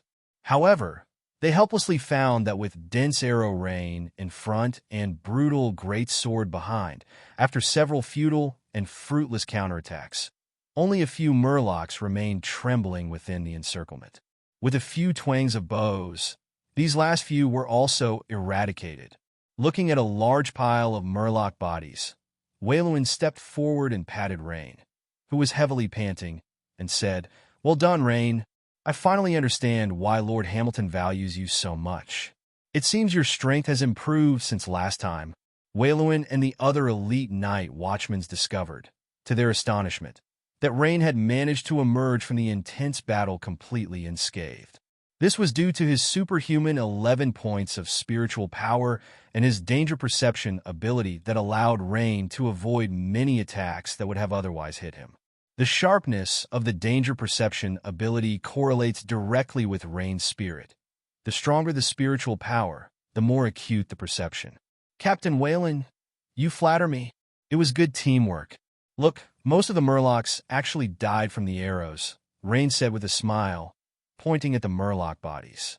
Waylewin's smile grew even broader at Rain's modesty. Who wouldn't like a subordinate who not only has the strength, but also knows how to speak well? "You guys rest for a while, then clean up the next wave. I'll keep watch." Waylewin signaled for the others to take a brief rest. "All right." Rain took this opportunity to focus his attention on the panel. The system had just prompted the following. "Your skill giant bear sword technique has been upgraded. Experience points plus 132. You have undergone a battle, gaining Night Watchman professional experience points plus 67. Night Watchman profession level successfully advanced to the next level, currently Night Watchman LV2, 54 out of 300. Name, Rain Carlin. Profession, Blacksmith LV1, 52 out of 100, / Night Watchman LV2, 54 out of 300. Constitution, 7. Strength, 10. Agility, 9. Spirit, 11. Remaining attribute points, 2. Remaining skill points, 1. Additionally, the Giant Bear Sword technique had reached LV3, 101/500. Having just battled the fishmen, the technique Rain used the most was the Giant Bear Sword technique's crowd control move, Whirlwind Slash. Therefore, after the upgrade of the Giant Bear Sword technique, the fragments of swordsmanship training brought to Rain's mind primarily consisted of memories related to Whirlwind Slash.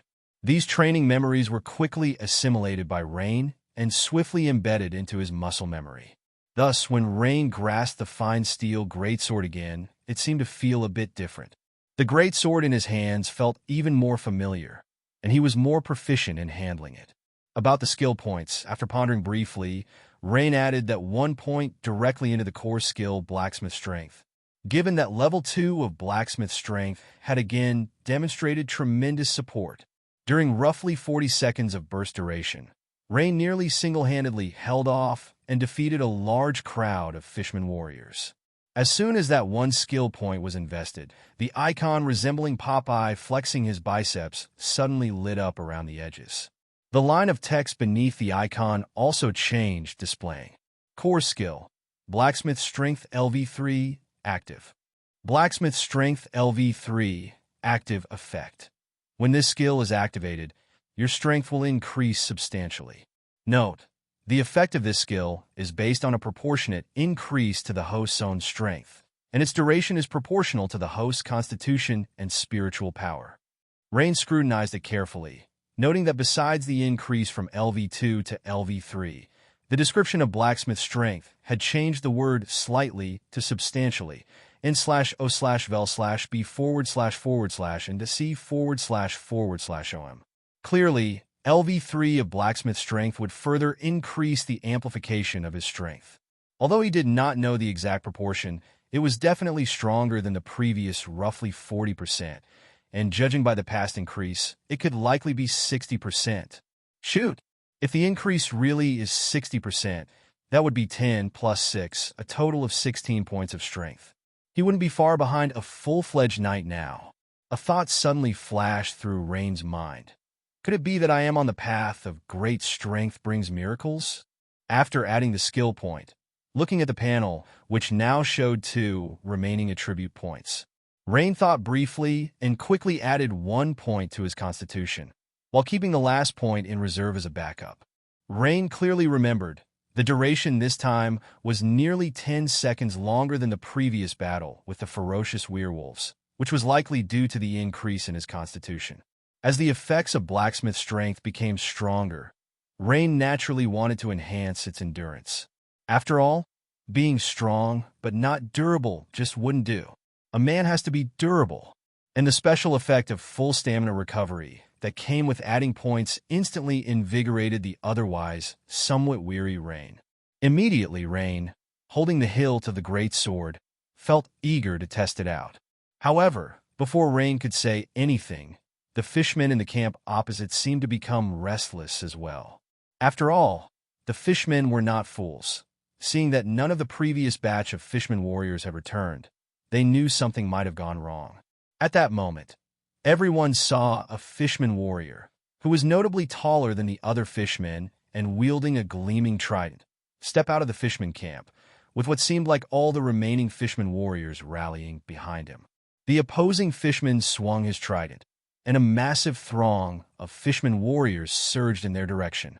Aside from Rain and Mateo, everyone returned to your original positions. Waylowin waved grandly, and the elite night watchmen immediately ceased their rest, each with bow drawn and arrows ready, continuing to hide in the surrounding grass encircling the area.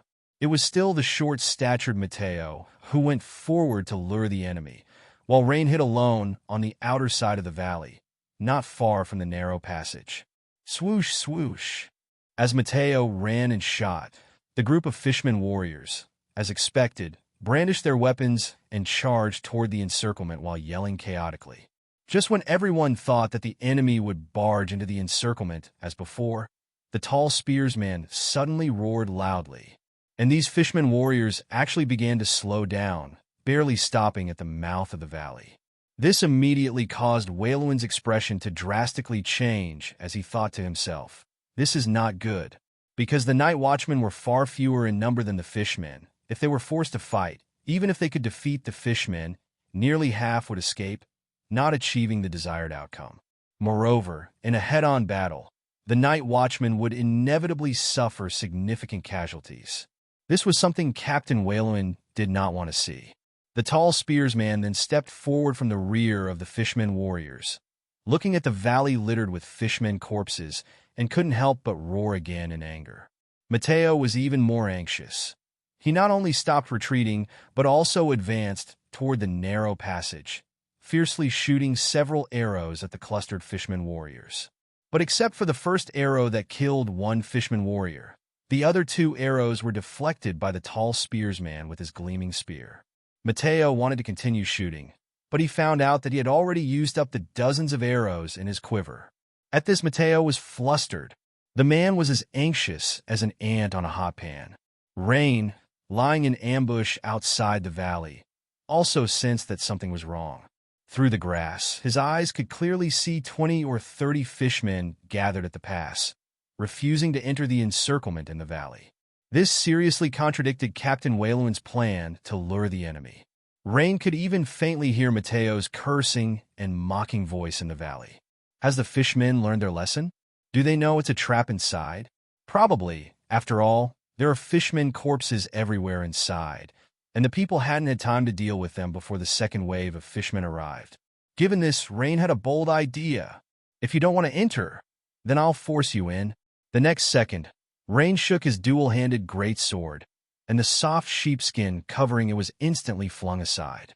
With a forceful tap of his toes, the ground beneath him sunk, and like a tiger descending the mountain, he charged directly into the rear of the fishmen warriors. At this time, Captain Waylowin, lying in ambush in the valley grass, had large beads of sweat forming on his forehead. What should we do? Charge out directly? No. That would definitely lead to a melee. We are too few in number. Even a victory would be a Pyrrhic victory. But if we don't charge out, once they block the pass, we'll be even more passive. Regardless, we have to charge. Just as Waylowin was about to rise, he suddenly discerned a disturbance at the mouth of the pass among the fishmen. He immediately focused his attention and saw a bright silver light suddenly appearing behind the fishmen, darting left and right, seemingly driving the fishmen warriors into the pass. Is that Rain? Waylowin couldn't help but blurt out as a flash of realization crossed his mind. That glow was indeed Rain, who had activated Blacksmith's power LV3, and supported by his strength of 10 plus 6, Rain was like an unleashed wild horse, rampaging through the group of fishmen warriors. More terrifying was the fine steel greatsword in Rain's hands, which, propelled by a strength of 16, swung about like a high-speed sewing machine. With a flash of light, severed limbs and body parts danced in midair. Merfolk language, blah blah blah. The towering spearfish warrior had, of course, also noticed Rain wreaking havoc behind him. He immediately roared and, brandishing his spear, charged rapidly towards Rain. Bring it on in/o/vel/b//c/om. Upon seeing the towering spearfish warrior charging at him, Rain felt no fear. Instead, a strong impulse to test his might surged within him. Leap slash! Rain pushed off the ground with his feet, causing the dirt to explode, and he rapidly soared into the air, slashing downward with a fierce leap slash at the incoming spearfish warrior. After this strike, Rain felt an exhilarating rush throughout his body. Crack! The tall fishman warrior, who had raised his steel fork in a desperate attempt to block, froze on the spot. By then, his steel fork was already split into two by Rain's sword, and more fatally, a bloodline had appeared on his forehead, slicing through his chest and abdomen down to his lower body. Sizzle! The next second, pale blue blood burst out from the bloodline like a fan-shaped fountain. The towering fishman warrior instantly split into two halves, his eyes bulging and his mouth opening and closing as if he wanted to say something. Seeing their leader fail to withstand even a single strike sent the remaining fishman warriors into a terrified disarray. A group of surviving fishman warriors, their desire to fight completely obliterated, involuntarily hid in the narrow pass. Although they knew it might be dangerous inside, staying outside meant certain death. Between a possible death and an inevitable death, no one would foolishly choose the inevitable. It was the same for the fishmen. Yes, Rain did an amazing job. At this moment, the elite night watchmen hidden in the bushes had all excitedly stood up, completely ignoring the less than 10 defeated soldiers who rushed into their trap. The fight Rain had fought in less than half a minute had them boiling with excitement. The subsequent battle was without suspense. After several volleys of arrows, the valley was almost entirely filled with the disgusting smell of rotting fishman corpses. Good job, Rain.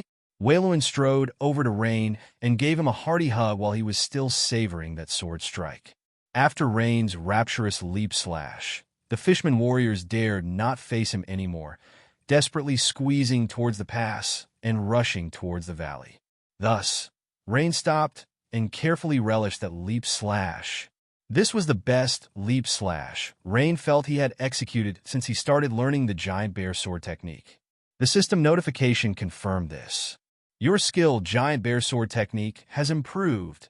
Experience plus 248. You have survived a battle. Night Watchman professional experience points plus 83. The progress bar of the giant bear sword technique surged significantly, jumping from LV3 101/500 to LV3 349/500, passing the halfway mark. Moreover, the Night Watchman's profession level also showed a significant increase, reaching LV2 137/300. The gains were indeed substantial. The successive annihilation of two groups of fishmen warriors meant that the backbone of this small, evil-finned fishmen tribe had been broken. After a brief rest, Captain Wayluin started directing the final battle. However, this time, no matter how Mateo lured them, the remaining evil-finned fishmen would not leave their camp to pursue him. Instead, they seemed to harbor a faint fear of Mateo, who was alone. What should we do? Just charge in? The remaining fishmen seemed to be all weak and sick. We can't just charge in. We need to move in from the riverbank and encircle the fishmen camp. All right, then let's move quickly and drive them into the forest from the shallows. Yes, and then kill them one by one.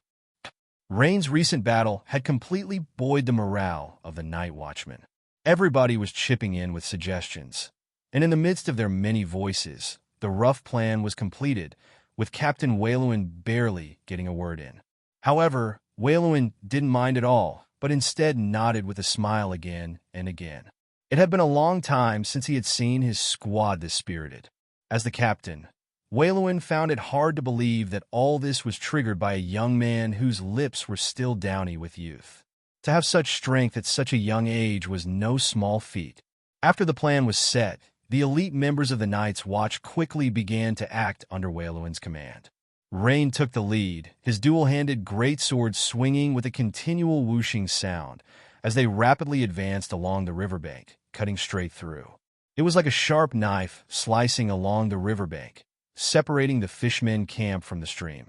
And right behind Rain were 10 night watchmen wielding bows and arrows. They followed behind Rain, continuously drawing bows and shooting arrows, driving the fishmen deep into the forest. Most of the fishmen remaining in the camp were old, weak, or sick. From the moment Rain and the others appeared, the whole camp fell into chaos. Few had the courage to resist, and most were frantically running without choosing their paths. Any slight hesitation could result in the fishman's death under the sharp arrows of the night watchman. Thus, this fight encountered hardly any resistance and was akin to a swift breeze sweeping away the leaves, utterly defeating the remaining fishmen. After the panic, the fishmen that fled into the forest realized that it was a dead end as well. Not to mention anything else, just the fierce beasts lurking in the Nightingale Forest would consider them as food and devour them completely. So, these scattered fishmen could only choose to run back toward the stream from the forest, where they were once again faced with a barrage of arrows. The elite night watchmen killed these returning fishmen one by one. In the end, the fishmen who truly managed to escape into the river were few and far between. By this point, the small evilfin fishman tribe was completely doomed. Even if a handful of fishmen managed to flee, they were no longer a concern. Without a tribe and settlement to rely on, the remaining isolated fishmen were likely to become prey to other beasts soon. In the dense and overgrown Nightingale Forest, the roles of hunter and prey could switch far faster than one might imagine. Your skill, Giant Bear Sword Technique, has improved. Experience plus 49. You have gone through a battle. Night Watchman Professional Experience Points plus 15. N/O/vel/B//in.C//OM. Since the intensity of this battle was very low, almost like sweeping away fallen leaves with an autumn breeze, the experience Rain gained was also much less. Of course, this was all expected. While Rain was checking the system messages, the night watchmen were not resting, but were quickly starting to loot the battlefield for spoils, heads bowed. Although the weapons of these fishmen were crudely made, sometimes one could find quite a few good items among them. Once, someone had killed a fishman and discovered that it was actually carrying a piece of mithril or the size of a fist. That person made a fortune on the spot. So, after the fishmen had been completely eliminated, the night watchmen began to search for battle loot. Rain, don't just stand there. Come help. Captain Waylon called out to Rain with a smile and a wave. Truth be told, it wasn't that Rain looked down on the fishermen's poor weapons and equipment. Rather, Rain believed that, as this was his first time participating in a night watchman squad's battle, it was more beneficial for him to show restraint concerning the loot to integrate better into the team's collective. Seeing Rain's expression, Waylon immediately guessed something and laughed heartily. Ah, Rain, do you think the battle loot each person picks up belongs solely to themselves? That would be total chaos. Rain's brow furrowed. Could there be some etiquette involved? Captain Waylon, isn't it that way? Of course not. The distribution of battle loot is carried out according to regulations. Otherwise, those who get injured and can't pick up any loot would be at a huge loss, Waylon explained. Fairly distributing battle loot is a tradition of the Night Watchman, which, after long practice, has gradually been improved upon and formed into specific rules. Waylon briefly explained to Rain the loot distribution rules of the Night Watchman. Rain nodded continuously as he listened. He hadn't expected that there were actually intricacies involved just in the distribution of battle loot. For instance, in the loot distribution rules of the Night Watchman, 30% was handed over to the Empire, and the remaining 70% was allocated to individuals. Within this remaining 70%, there were detailed rules regarding rewards for those who performed exceptionally in battle, the proportion of loot distribution based on different combat roles, the pricing of enemy weapons and equipment after the battle, and even how much compensation one should receive for having an arm severed on the battlefield. However, no matter how one calculated it, Rain had been incredibly instrumental in this battle and could almost directly claim half of the total amount of the 70% of the battle loot. After much searching, nearly half of the loot found by everyone turned out to be his. This suddenly made Rain, who had come to the realization, feel a bit embarrassed, so he quickened his pace and began searching the fishmen camp. The corpses in the valley had been thoroughly searched earlier, and now it was mainly the fishmen camp area. Rain stepped into one of the stilt houses and found it contained only numerous clay pots and dried fish, the entire house reeking of a strong fishy smell. This made him involuntarily furrow his eyebrows. Perhaps this fishy smell was a rare delicacy for the fishmen, but for humans, it was somewhat unbearable. Rain casually rummaged around and could say he found nothing of value. So, he quickly left and moved on to the next stilt house. This stilt house seems quite a bit larger. Rain noticed the difference as soon as he entered. Since the stilt houses all had a conical appearance, the larger size wasn't easy to distinguish from the outside. But one could tell the difference once inside. This stilt house had a lot more furnishings, and in one corner, there was even a worn wooden box. Rain's eyes lit up immediately, and he used his greatsword to pry open the box, revealing a glint of shine within. There were a small amount of gold and silver coins, a piece of green agate, 3 or 4 pieces of magnetite, and a nugget of gold. Rain picked up the supposed gold nugget with delight, but as soon as he held it, he felt that the weight was off. It was clearly too light. Upon closer inspection, it turned out to be just a high-quality piece of brass ore. Rain was greatly disappointed at this discovery, since the wooden box was beginning to rot and was too heavy to carry conveniently.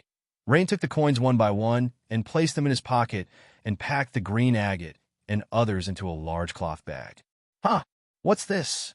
Suddenly, Rain discovered that in the half-empty wooden box, beneath several larger pieces of magnetite, there was a fist-sized, slightly luminescent, mysterious ore. This peculiar glow immediately caught Rain's attention. Rain promptly picked up the ore, and as soon as he held it, he felt an unusually heavy sensation. Hiss! Such a high density. It might even be heavier than star iron. Having learned how to identify ores from the blacksmith Boris last time, Rain was no longer ignorant about ores. Rain first squeezed it forcefully, then he lightly hacked at it a few times with his greatsword.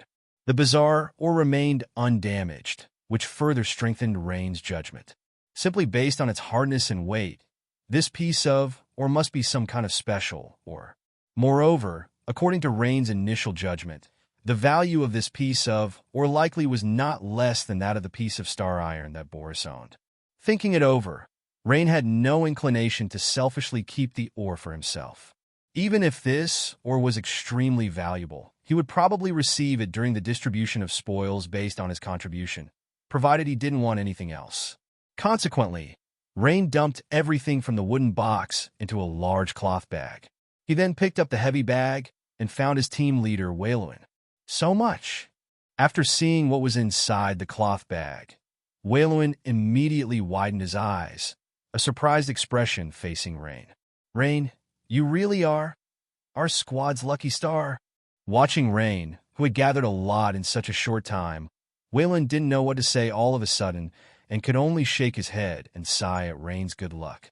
Captain Waylwin, when the valuation is done and we distribute the spoils, I'll take this ore, Rain said as he took out the softly glowing stone from the bag and handed it to Waylwin. Seems like a special ore? That's indeed rare, no problem. While Waylwin was experienced and knowledgeable, his ability to identify ores was no better than Rain's. He just knew that this wasn't an ordinary ore. Go on in, Waylwin said as he directly tossed the ore back to Rain. Just as Rain was puzzled, he heard Waylwin say, "You taking it now is the safest way. Waiting until we bring the spoils back to town for the quartermaster to value it it very well might get assessed into the Empire's required 30% share. Just take it now. And if it's valuable, remember to buy each of us a round of tequila, Wayluin said, patting Rain's shoulder with a laugh. Clearly, in Wayluin's heart, winning over Rain, the promising star of the Night Watchman squad, was much more important than this special ore. Of course, no problem, but this... Rain certainly understood Captain Wayluin's kindness. He just wasn't sure if this distribution was really okay, so he didn't know what to say next. Just then, a Night Watchman team member waved at Wayluin, who was talking with Rain, and called out, "Captain, you better come take a look at this." From the tone, it seemed there was some unexpected discovery. Curious, Rain followed Wayluin over. They saw a very noticeable trail of huge footprints stretching into the depths of the forest.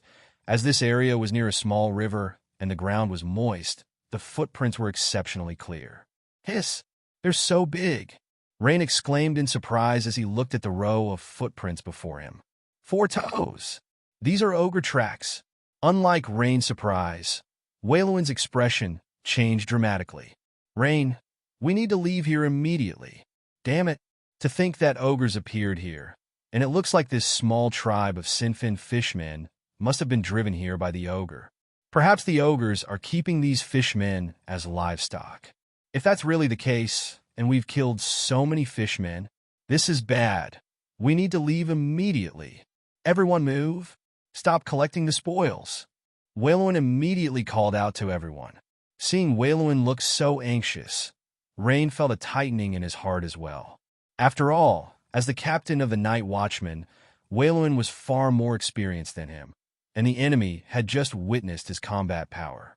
The fact that they were now hastily deciding to retreat indicated that the ogre's strength must far surpass their group.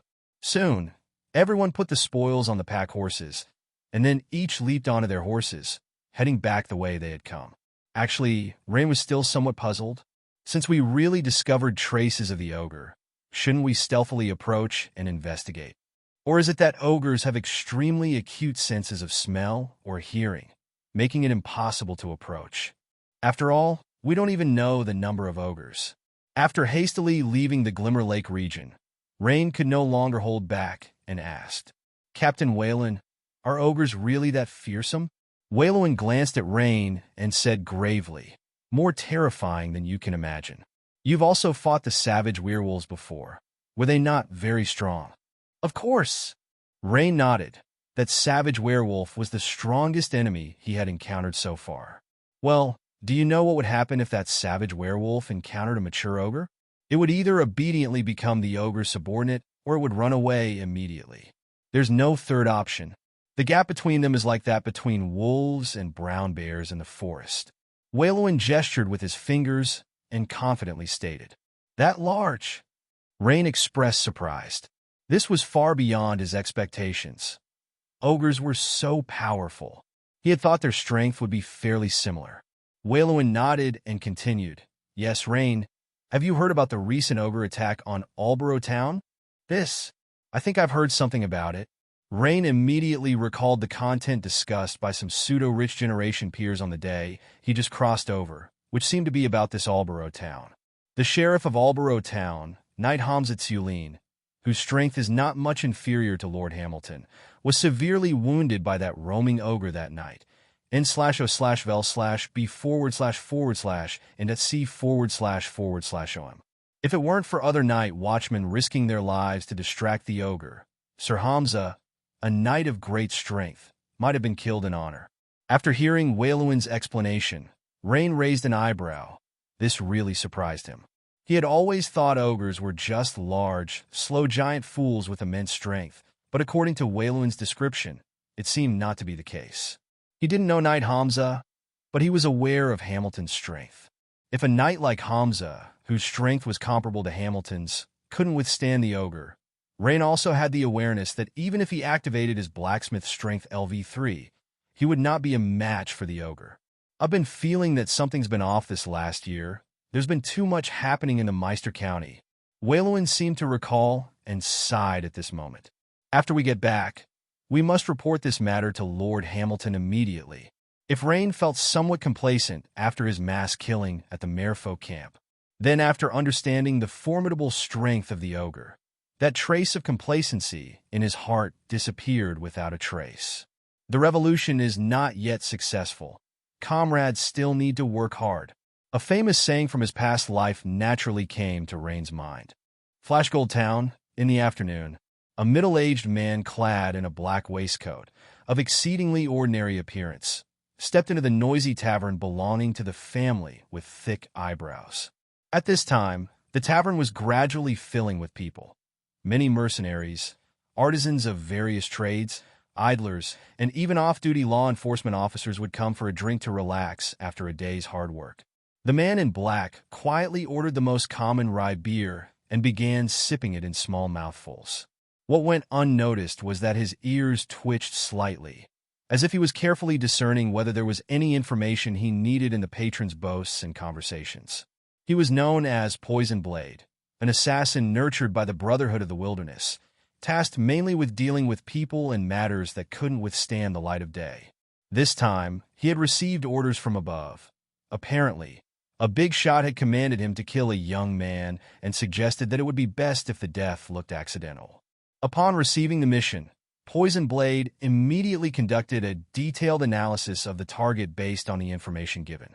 Rain, aged between 14 to 16, the son of a farmer from Flashgold Town, currently undergoing servant training at the Habsburg Manor, combat strength rating, militia plus dot, n/o/vel/b// and a c//om. When Poison Blade first saw the information before him, he didn't show any signs of surprise. Because the whims of important figures are always a bit peculiar.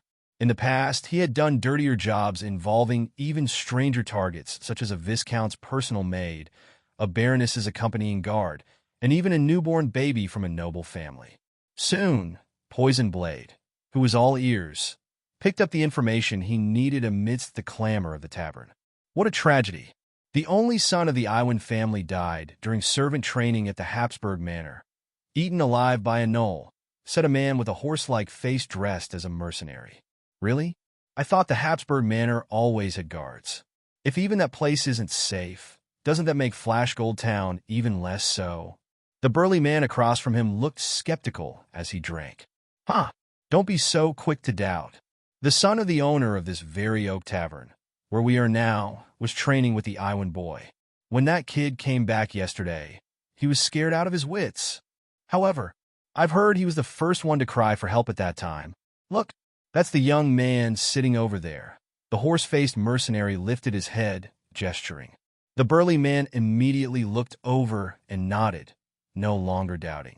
The young man sitting there was indeed the son of the owner of the Oak Tavern, apparently named Richard, whom he had met a few times. So it looks like the story must be true. So, is the servant training suspended now? Of course, the training's been put on hold ever since the incident.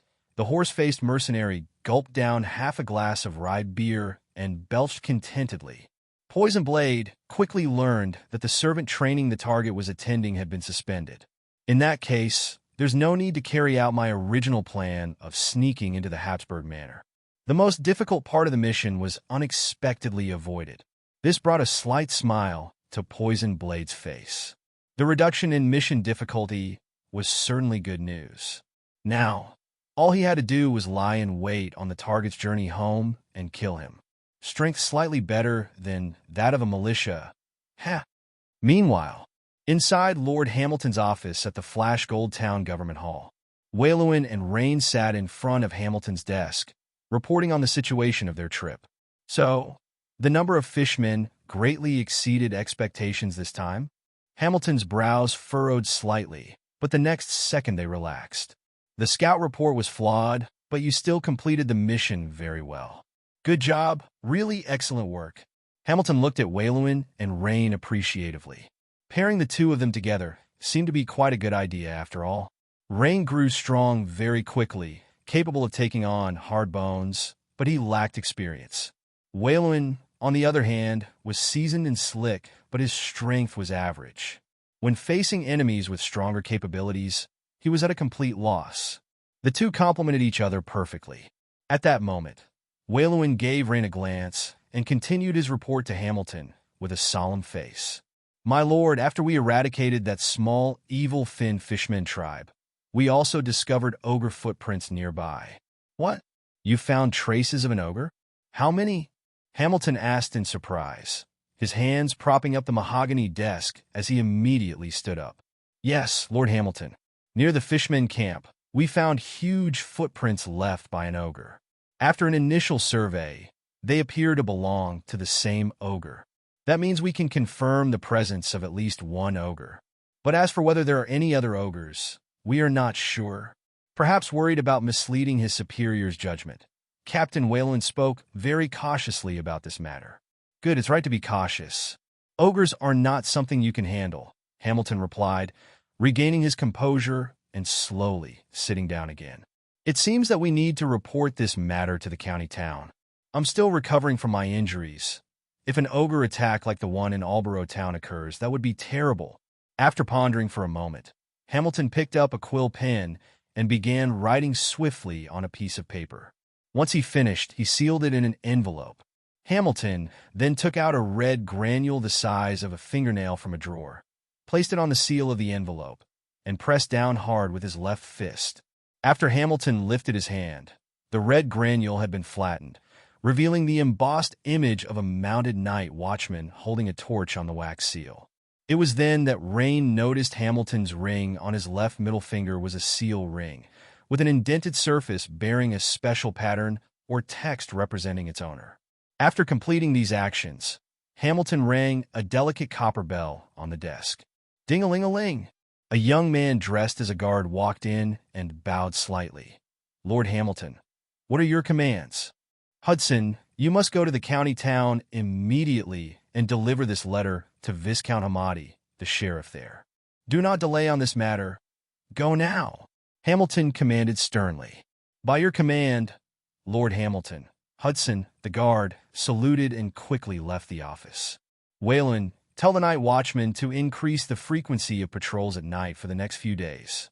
I will have the guards participate as well," Hamilton ordered. "As you command, Lord Hamilton." Whalen also stood up to leave and make the arrangements. Now in the office, it was just Rain and Hamilton. On the way, Captain Whalen had not been very clear when talking about ogres, and now Rain wanted to ask for more details. "My lord, are you also concerned about ogres with your strength?" Hamilton nodded solemnly. "These evil and brutal humanoid creatures grow to an average height of 3 meters and weigh 700 to 800 pounds as adults. They are adept at using weapons like giant wooden clubs and mallets. Even full-fledged knights find it difficult to withstand their blows in direct combat. 3 meters, 700 to 800 pounds? Upon hearing these figures, Rain felt a chill of shock. He knew all too well what those numbers signified. You should know that even the famous NBA star O'Neal was only about 2 meters 20 tall and weighed 300 to 400 pounds. The ogre's heavy weapon could even cause shock damage to a knight's flesh through plate armor. Moreover, ogres like to gather creatures such as gnolls and jackalweers as their followers. When ogres attack human villages, these scoundrels will also come to get their share. Rain nodded his head. No wonder. He finally understood why Hamilton placed such great importance on ogres. It turned out that the opponent was not only formidable when fighting alone, but also called upon a bunch of lackeys as followers. Lord Hamilton, can't we set a trap and then lure the ogre into it for an ambush? Why do we have to fight the ogre head-on?" This was also the point that Rain could not fathom. After all, it was by learning to use tools that humans could kill large beasts. Hamilton shook his head and said, "Digging traps works against ordinary wild beasts, but for ogres, they have strong danger perception and can easily detect and avoid traps. Trying to defeat them with traps is utterly outlandish. The same goes for ferocious wild beasts. They all possess extremely strong danger perception abilities. So, facing them, there aren't many cunning methods available. Humans can only rely on their own transcendental strength," Hamilton explained. This revelation stunned Rain. Ogres were so difficult to deal with that once they launched an attack on human settlements, they often caused significant casualties.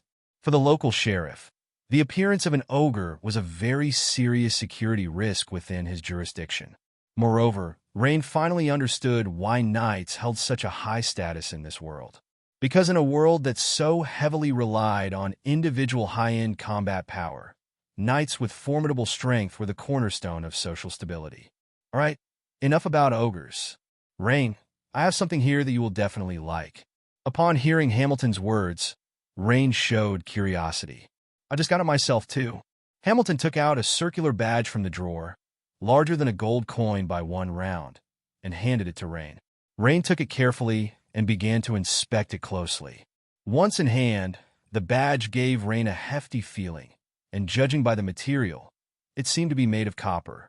It appeared to be mixed with a small amount of other metals, looking much like gold but duller, with a very beautiful luster, N/O/B//and.C//OM.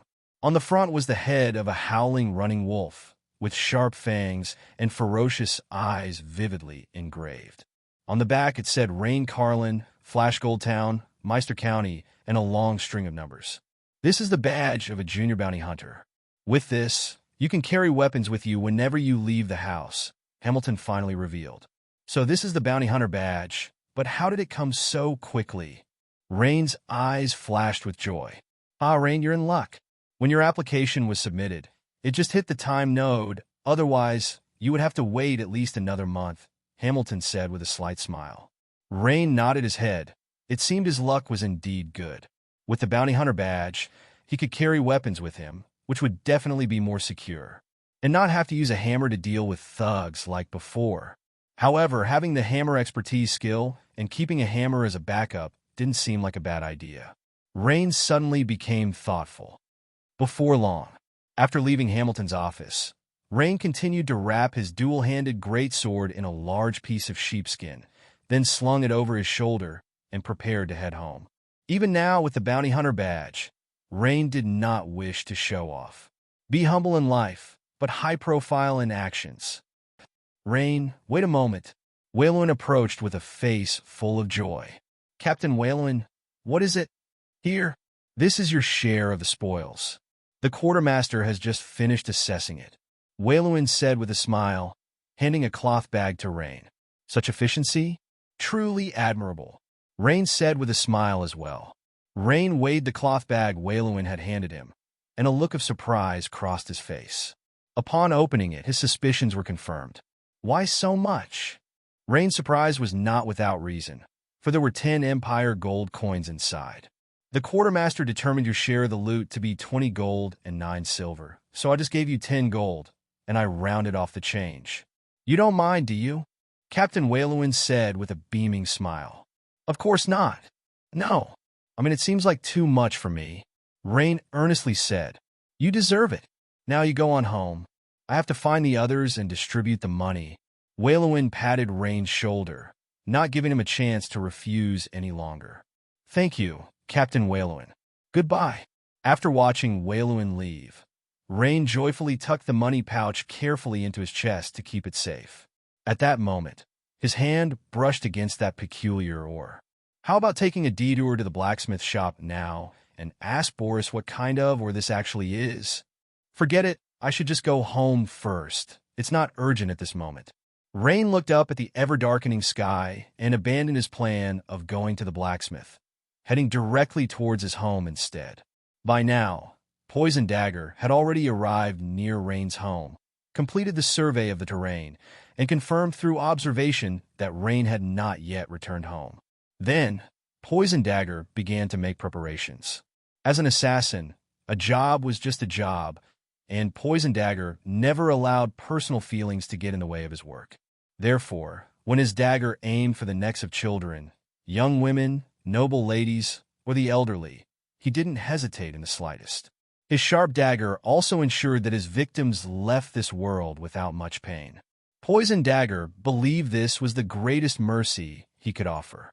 Since the client had another requirement, which was to make the death look like an accident as much as possible, he also had a full plan in place for that. At that moment, he was applying poison to his black spiked dagger, a poison that caused paralysis and dizziness. He planned to strike the target once, and then drag him into the nearby woods.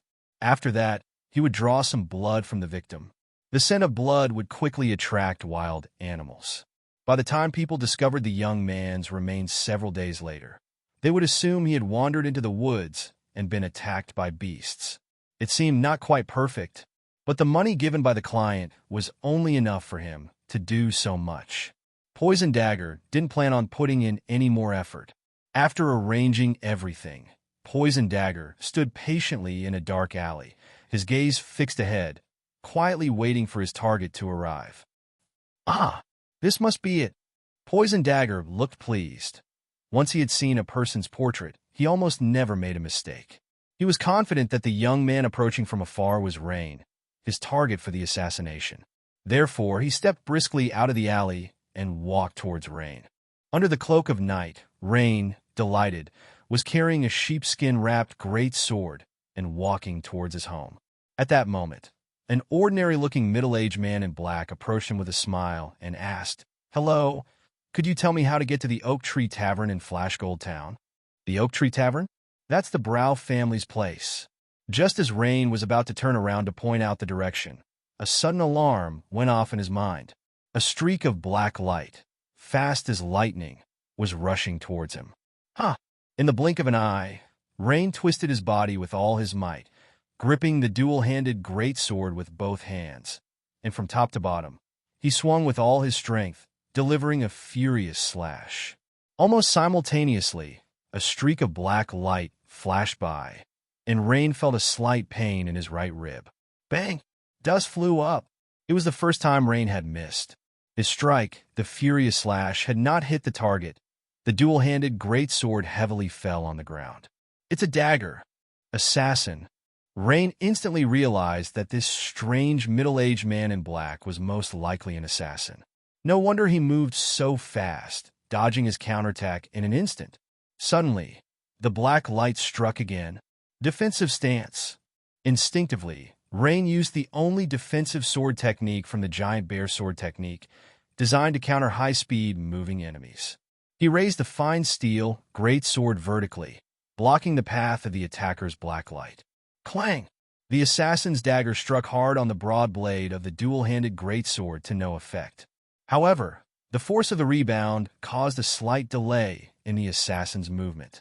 Good opportunities. Rain kicked powerfully at the wide-back ridge of his sword, and the tip suddenly kicked up a large cloud of dust, covering the assassin's whole body like a torrential downpour, forcing him to raise his hands to shield himself. Blacksmith strength. Whirlwind slash. As the assassin lifted his arms to protect his eyes and retreated swiftly, Rain swung the dual-handed greatsword around in a semicircular area attack.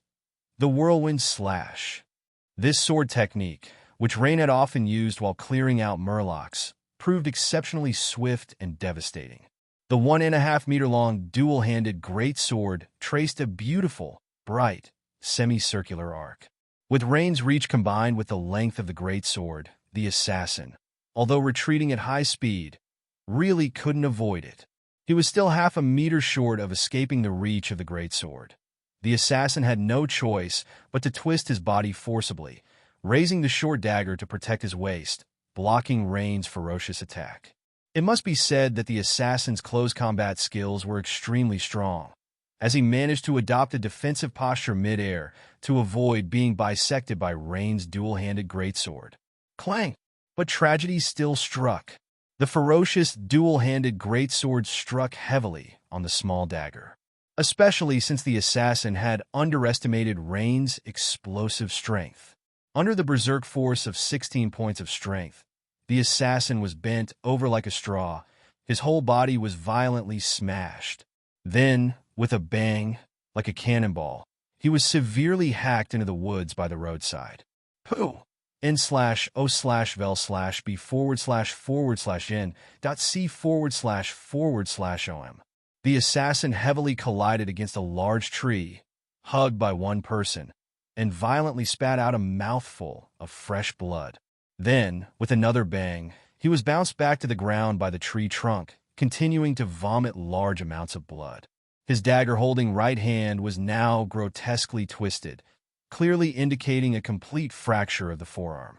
The broken radius and ulna bones protruded through the flesh on one side. But the opponent was lucky, because the opponent's dagger was clearly no ordinary weapon. When split by Rain's dual-handed greatsword, it didn't shatter. Had it been a dagger of normal material, it would have likely shattered on the spot or broken in half, and the person would have been bisected by Rain right then and there. The opponent tried several times to get up, but each attempt was exceptionally difficult, and clumsily, he fell back to the ground. Rain's recent whirlwind slash not only broke the opponent's arm, but also left his ribs and organs in a complete mess. A normal person would have been dead by now. Only a well-trained assassin with strong vitality like this could survive. As Rain rapidly approached, the assassin's eyes revealed despair. Damn it, who said the guy was just a farmer's son with a bit of talent in swordsmanship, slightly stronger than a militiaman? The strength of that last strike exceeded that of an average third-level knight attendant. Damn, we screwed up this time. A combatant comparable to a qualified knight was written off as just a bit stronger than a militiaman. Damn the guy who did the intel. Fuck you. Unfortunately, Rain could not hear Poison Blade's internal monologue, or else Rain would have touched his nose and told Poison Blade that he was wrongly blaming others because the intelligence was essentially correct. Because Poison Blade had indeed overestimated Rain. Without the enhancement from the skill Blacksmith Strength, Rain's power would diminish significantly. At best, he would be at the level of a first-level knight attendant. So, the intelligence indicating that Rain's strength was Militiaman Plus was actually quite accurate, slightly flawed but not wrong. But Rain's skill, Blacksmith Strength LV3, was too abnormal, boosting his strength by 60% in an instant, turning the kitten into a tiger. This kind of discrepancy would be unbearable for anyone. Additionally, a fresh trick works wonders everywhere. As for the other moves of the Giant Bear Sword technique, Rain might not be so proficient and swift, but he was familiar with the whirlwind slash.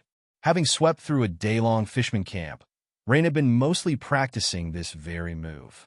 The abnormal skill, Blacksmith Strength LV3, paired with the fresh move, Whirlwind Slash, had almost caused Poison Blade's intestines to spill out, just when Rain was about to approach quickly and press the opponent for information.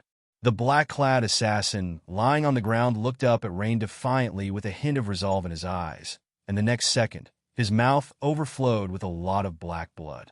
Not good! Rain rushed forward, but it was already too late.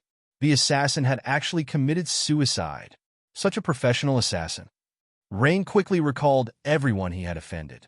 The first was Bushy Brows, but from his last hiring of the likes of Drunk Jack, and only asking him to break Rain's hand, it seemed unlikely that this fierce and ruthless professional assassin was hired by him. Firstly, the style did not match. The level of Bushy Brows' hatred for him did not reach such an extent. Secondly, the cost of hiring such a professional assassin was likely beyond what a teenager could afford. Was it because of killing Blackbeard and Boss Cole of the Hyena Gang found out? Rain murmured.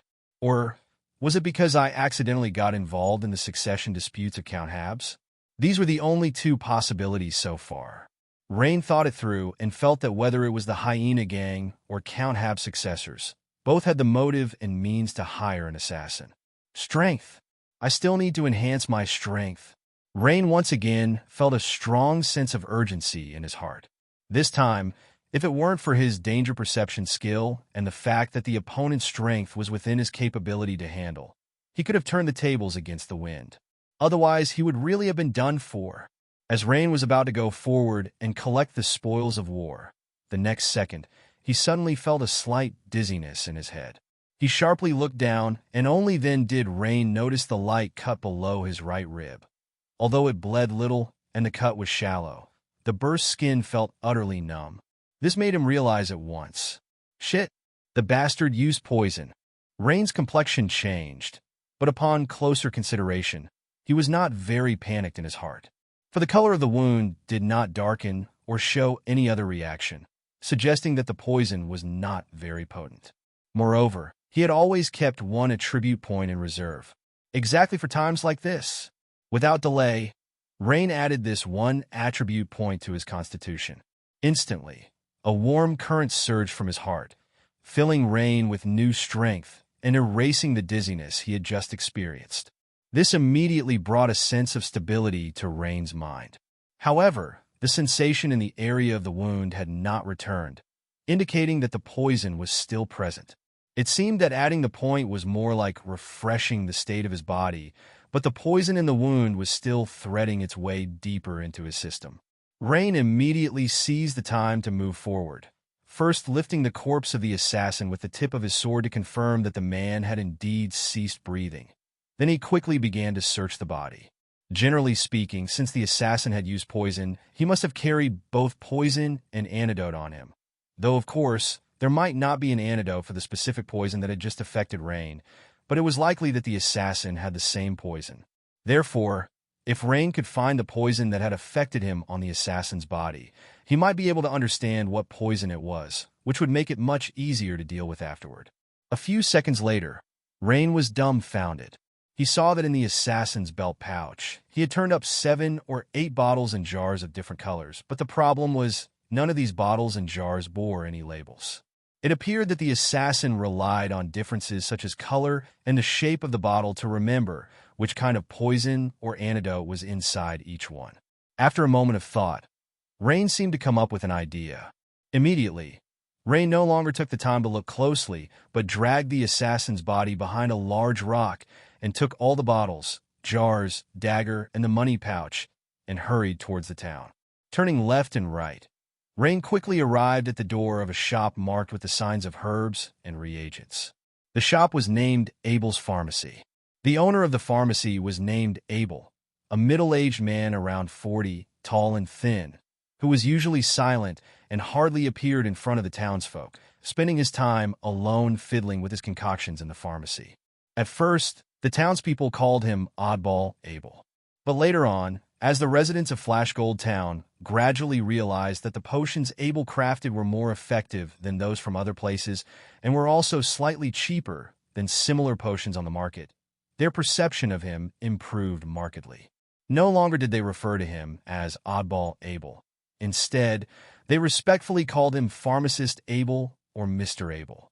Additionally, there was a curious incident to mention. Ever since Abel demonstrated his extraordinary knowledge in potion making, Molly, the 18 or 19-year-old beautiful daughter of the tailor shop owner next to the pharmacy, began to fall in love with Abel, the nearly 40-year-old bachelor.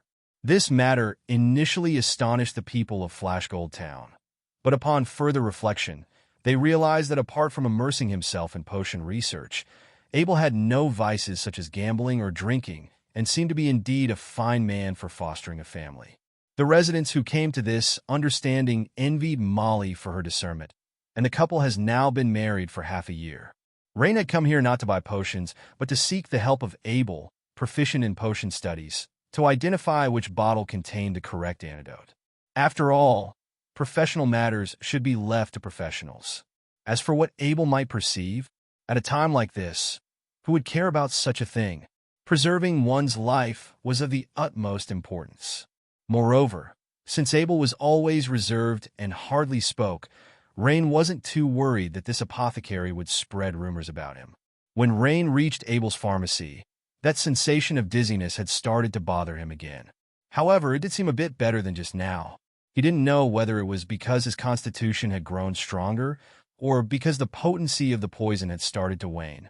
It seemed that adding attribute points could only restore all of his physical energy, but it couldn't dispel this adverse condition. He still needed an antidote. As he walked into the pharmacy, the owner Abel was not there. Instead, his newlywed wife Molly sat behind the counter. Rain was well aware that the expertise in potions lay with Abel, not with the woman in front of him. In fact, this young bride only knew the names and prices of each potion. Rain hesitated for a moment, then quickly stepped forward and asked, "Molly, is Mr. Abel here?" "Oh, if it isn't little Rain, you've grown taller and even more handsome." As for Abel, the new marshal has called for him. He should be over at the town administrative office. "What's the matter? Do you need something?" Molly said with a smile, standing up to greet Rain.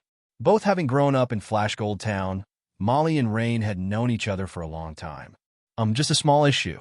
"The marshal?" Then I'll go find Mr. Abel at the town administrative office. Goodbye, Molly. Rain waved his hand and quickly left the pharmacy, heading towards the administrative office. Hey, Rain, you could wait. Molly shook her head as she watched Rain hurry away, unable to understand why he was in such a rush. Soon, Rain arrived at the town administrative office, and after asking the guards, he quickly found out the answer. Indeed, Molly was right. Abel was here, currently in Hamilton's office. Knock, knock, knock. Come in. So before long, Rain was back in Hamilton's office again. Upon entering the office, he saw Abel, clad in a black robe, standing next to Hamilton, apparently examining the knight's injuries. This caused Rain to pause for a moment, but then a slight smile appeared on his face. This just proved that Abel's medical skills were very high, since even the injuries of an official knight, like Hamilton, were being treated by him. Rain thought confidently that the poison afflicting his own body would be no trouble at all.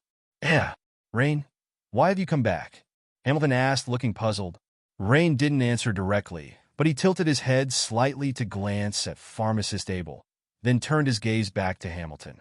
Hamilton instantly understood and waved his hand, saying, It's fine, Rain. Just say what you need to. Abel is an old friend of mine. Rain nodded and said, I was just attacked by an assassin and poisoned. NOVLB //JNN. What? Hamilton immediately stood up from his chair, his eyes wide as he stared at Rain, clearly shocked by the news. And Abel, normally so stoic, also looked at Rain with surprise on his face, as if to say, You a kid, and yet there are assassins out to kill you?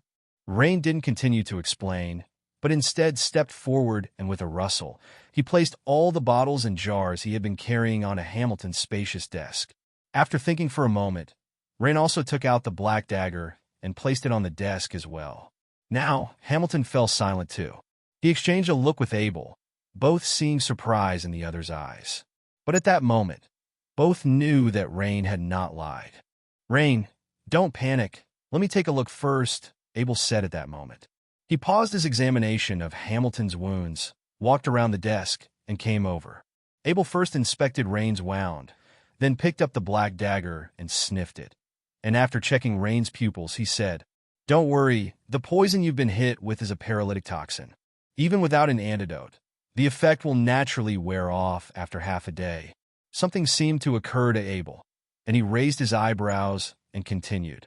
However, Rain, your body is quite robust, because if an ordinary person were scratched like that, most likely within a few minutes they would gradually feel dizzy and numb in their hands and feet, followed by a loss of consciousness. Abel hadn't expected Rain to be able to hold out until now, and even at that moment, he couldn't really tell that Rain was close to succumbing. This surprised him a lot. Abel's words allowed Rain to relax inside. So it was just a paralytic poison. That's a relief. Nevertheless, if there's an antidote among these bottles and jars, it would of course be best to take it immediately. Before Rain could even speak, Abel had already started carefully examining the collection of bottles and jars placed on the desk. Abel picked up a small round black bottle, opened the stopper, merely sniffed it, and then began to explain. This is a lethal poison. Its main ingredients are deathcap and toxic bloom. If one is stabbed with it, they will succumb to the poison and die in a short amount of time. Then he took another square-shaped bottle, opened the stopper, sniffed it, and said, This is a wounding poison, made primarily from serrated grass, causing the wound to bleed continuously. One after another, the longest identification time did not exceed 5 seconds. This is too familiar. Someone who didn't know any better would think that Abel made these poisons and antidotes himself. Rain watched with wide eyes, only this thought running through his mind. Moreover, in his subconscious, Rain somewhat doubted that the man before him was merely a simple pharmacist. The other party was just too familiar with all sorts of concoctions. Soon, Abel found the antidote among the assassin's diverse bottles and jars. These 2 bottles are the antidotes, but they need to be mixed together to create the actual antidote, Abel indicated. Rain's face darkened at once. Who would have thought of that? It's damn crafty, keeping the antidote in 2 separate bottles and requiring them to be mixed before use. Only someone well-versed in pharmacology could spot such a trick at a glance. Lucky for him, he had found Abel. Thinking it through, Rain felt a wave of relief mixed with fear. Abel poured the 2 concoctions together, mixed them thoroughly, observed for a few seconds. All right, these 2 concoctions have been pre-mixed in the correct proportions, but the antidote might be a bit pungent. Of course, Mr. Abel. Rain nodded promptly in response. Take a couple of strong sniffs, and it will counteract the effects of the paralytic poison, Abel said as he handed over the antidote to Rain. With a look of joy on his face, Rain nodded and said, "Thank you, Mr. Abel." He quickly took the antidote and took a fierce sniff. But the very next second, Rain's face turned green and he almost retched from disgust. It really was unbearably foul-smelling. Rain had never experienced the stench of a skunk spray, but he assumed it had to be quite similar. At that moment, he only felt his temples throbbing, and it was as if a nerve in his head was twitching. Seeing Abel's somewhat amused expression, Rain finally understood why Abel had asked him in the first place. What a sly character. But I have to say, the dizziness almost completely disappeared, and the effect was indeed very significant. This caused Rain to furrow his brows tightly and inhale again. That's potent. It's like snorting mustard up your nose. But the effect was really good. After 2 sniffs, Rain became totally clear-headed. The dizziness disappeared in an instant. Also, he started to feel a dull pain at the wound on his right rib. After Abel had helped with the poisoning, he seemed to have other matters to attend to, and after instructing Rain on a few things to pay attention to for his recovery, he took his leave. At this moment, only Rain and Lord Hamilton were in the office. "Have you dealt with the body?" Lord Hamilton asked proactively. Not yet. I placed the opponent's body behind a pile of rubble about half a person's height, in the woods near the south side of the town square in Flashgold Town. I got it. I'll have someone take care of it." After saying that, Lord Hamilton shook a bell on the table. At that moment, a guard walked in. "Call for the night watchman." "As you command, Lord Hamilton." Soon after, Waylewin, the familiar night watchman captain, walked in. He saw Rain, smiled, and nodded. "Lord Hamilton, you called for me?" "Waylewin, there's a body behind a half-person tall pile of rubble in the woods near the south end of the town square. Take a few men and handle it." "Understood, my lord. I will take care of it immediately," Waylewin replied with a stern face and promptly went to handle the task. At this time, Rain started to inquire, "Lord Hamilton, do you think it's possible that the fact I killed Blackbeard has already been found out by the hyena gang's boss, Cole?" Upon hearing this, Lord Hamilton showed a contemplative expression, tapping his fingers on the desk non-stop. He understood what Rain was getting at. Rain was asking if the assassin could have been sent by the hyena gang's boss, Cole. But soon, he shook his head, dismissing Rain's speculation. "I don't think so. If the hyena gang wanted to target you, they would definitely send core members of their gang to Flashgold Town, not the kind who hires assassins. Rain, tell me about the assassin you encountered. What did he look like, his combat skills, or any distinctive features?" Rain did not hold back. He gave a rather complete account of his encounter with the assassin to Lord Hamilton. Afterwards, he particularly emphasized the assassin's fighting style and the fact that he took poison to commit suicide at the end. With hardly any hesitation, Lord Hamilton stated confidently, "Such a professional killer is either from organizations like the Shadow Stingers or raised by major nobles or groups. The Hyena Gang is far from a major organization. To hire an assassin from organizations like the Shadow Stingers would cost a substantial amount. King of Dogs Cole is notoriously miserly. You only have to look at how his own brother, Blackbeard, had to resort to child trafficking to make extra money. There's no way he would spend a fortune to hire a professional assassin to avenge his brother. So, I can pretty much rule out that this was the doing of Cole." Listening to Lord Hamilton's analytical breakdown, Rain nodded his head. Then, the answer was almost self-evident. This took Rain by surprise. Clea had just left, and now he was targeted by her brothers. No, the term underhanded tactics no longer sufficed to describe what happened. N/O/vel/B//B//and .C///OM. This was clearly an attempt on his life. This caused a nameless rage and anxiety to rise within Rain's heart.